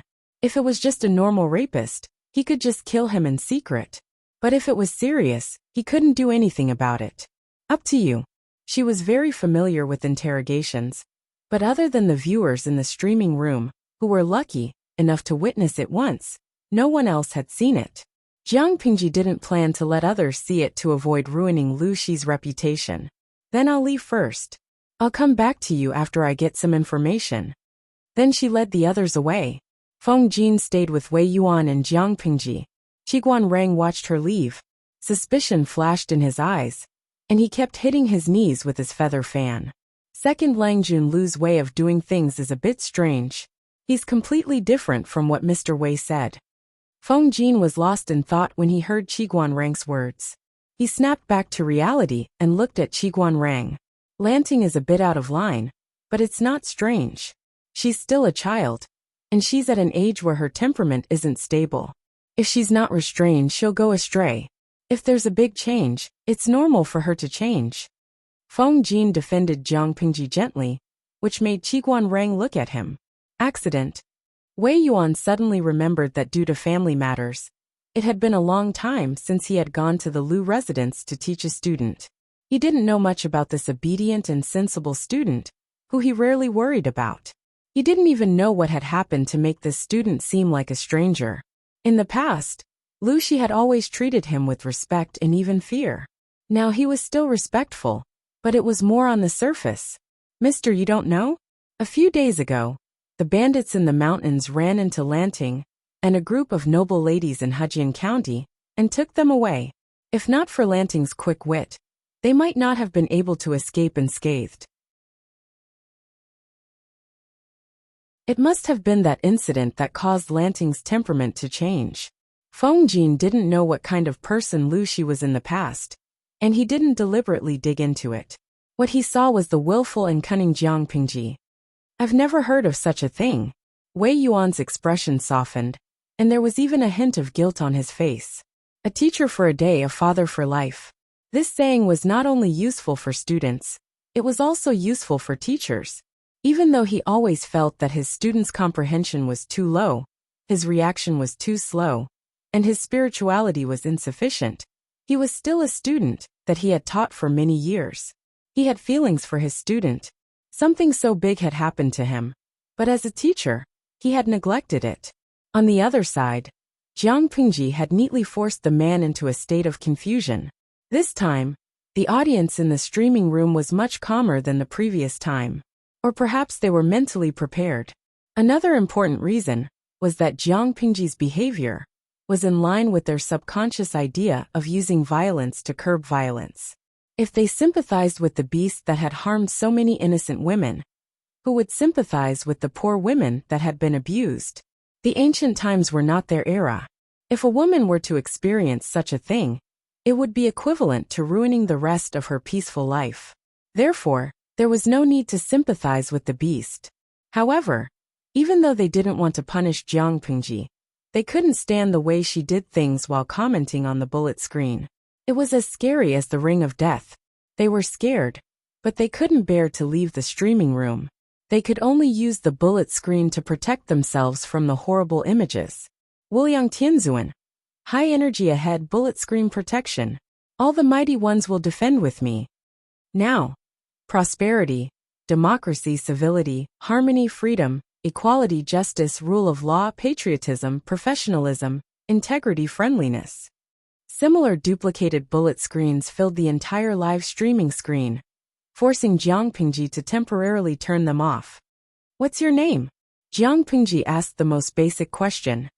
Lin Josie. Her mouth twitched. The previous one was Lin Gosheng, and this one was Lin Josie. Honestly, were they really not picked up by their parents from the garbage dump, or given to them as a gift? It was such a name. Because of this new idea, Jiang Pingji did not follow the previous direction. Instead, she chose a different path. Do you know where the other accomplices are? As she spoke, she took out a roll of cloth from the man's clothes. There was also a small bamboo scroll inside. The contents of the scroll were similar to the previous one. They were all women from Ming County. The only difference was that the names of these women were different. At the end of the scroll, she saw some information about Wei Yuan's residence. Not only did the man in front of him have his eyes on Wei Yuan's concubine, but he was also drooling over her two beautiful daughters. She flipped through Lu Shi's memories related to Wei Yuan's daughters, and her face darkened. Her eyes were so cold that it was as if she was looking at a dead man. She lifted her hand and removed the bamboo scroll. Then she crushed it with her bare hands. After a while, she threw the crushed bamboo scroll on the ground and used her wooden clogs to cover it up. Following Jiang Pingji's questions, the man told her everything he knew. His expression was muddled, and white foam kept coming out of the corner of his mouth. His face turned from red to pale, and then from pale to green. His breathing was sometimes rapid and sometimes slow. Jiang Pingji knew very well that it was impossible for a normal person to survive torture in ancient times. Not only would torture bring great harm to the body, but it would also cause a devastating blow to the fragile spiritual realm. Moreover, this kind of collapse was irreversible. Even in her era, when the medical development of the spiritual realm was so advanced, there were not many lucky people who could recover. There was not much time left for her to ask questions. Jiang Pingji picked out a few important ones.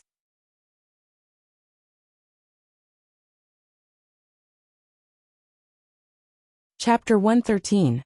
Qiguan Rang was born poor, but he had a lot of experience in the borderlands. At a young age, he already knew how to protect himself. He wandered between the various forces in the borderlands with ease. His knowledge and experience were abnormally rich. It was not something that a young man like Feng Jin, who only had theories, could compare to. At first, Feng Jin felt that this person was difficult to get along with.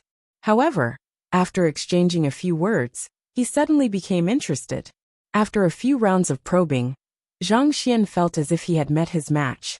During the conversation, the way he addressed him also changed from the distant Langjun to Wenzheng. In ancient times, the friendship between men, especially scholars, often developed from that instant of palpitation. When I heard what Wenzheng said earlier, I had a guess in my heart, but I haven't been able to verify it. What is it? Qiguan Rang tapped the feather fan in his hand on his knee and said in a serious tone. Huayu, do you know the Meng family from Ming County in Song Prefecture? Feng Jin didn't understand why their conversation had anything to do with the Meng family from Meng County in Songzhou. Before he could reveal a puzzled expression, an extremely bold guess suddenly flashed in his mind. and he was so shocked that he almost lost his composure. Wenjing, how could you? Qiguanrang smiled coldly. His eyes became even colder and gloomier. Feng Jin's doubt was within his expectations. After all, any aristocratic family would find this kind of speculation humiliating. Our ancestors were brave, and patriotic, but that doesn't mean that our descendants can inherit their legacy. He smiled coldly. The Meng family of Meng County in Song Prefecture.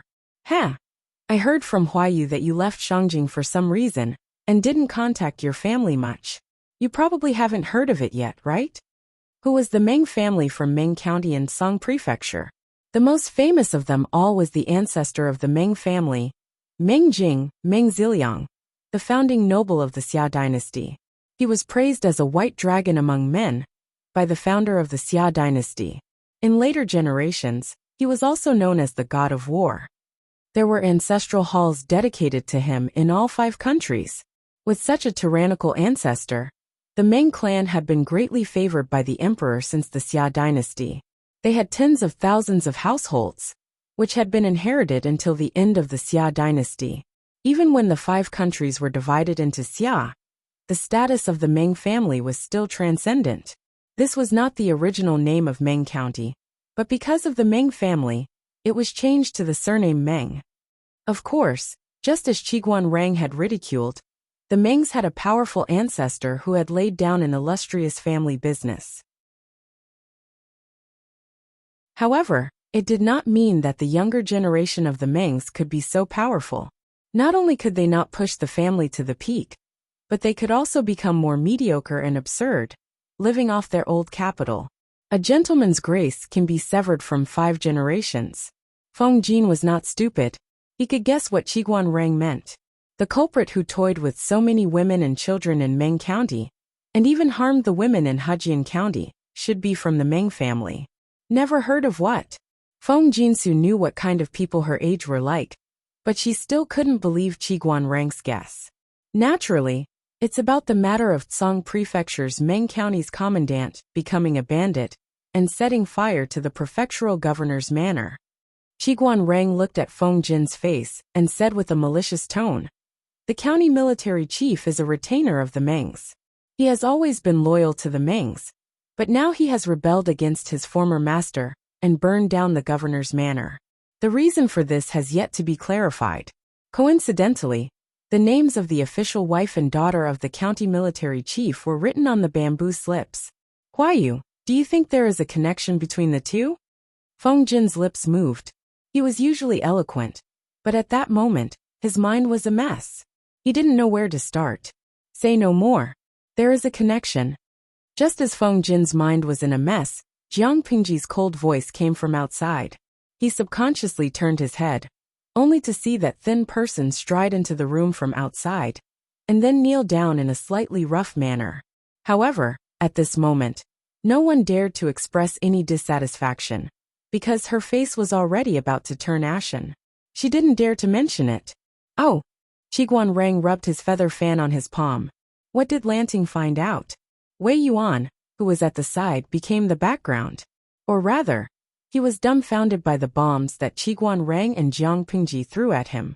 There were 4 noble families in Dongqing: the Feng family of Shangyang, the Wang family of Lengjia, the Xia family of Longning, and the Meng family of Zhangzhou. In the hearts of the people of Dongqing, although the first 3 families had a long history, their reputation was far from the Mengs, which had the ancestor of the god of war.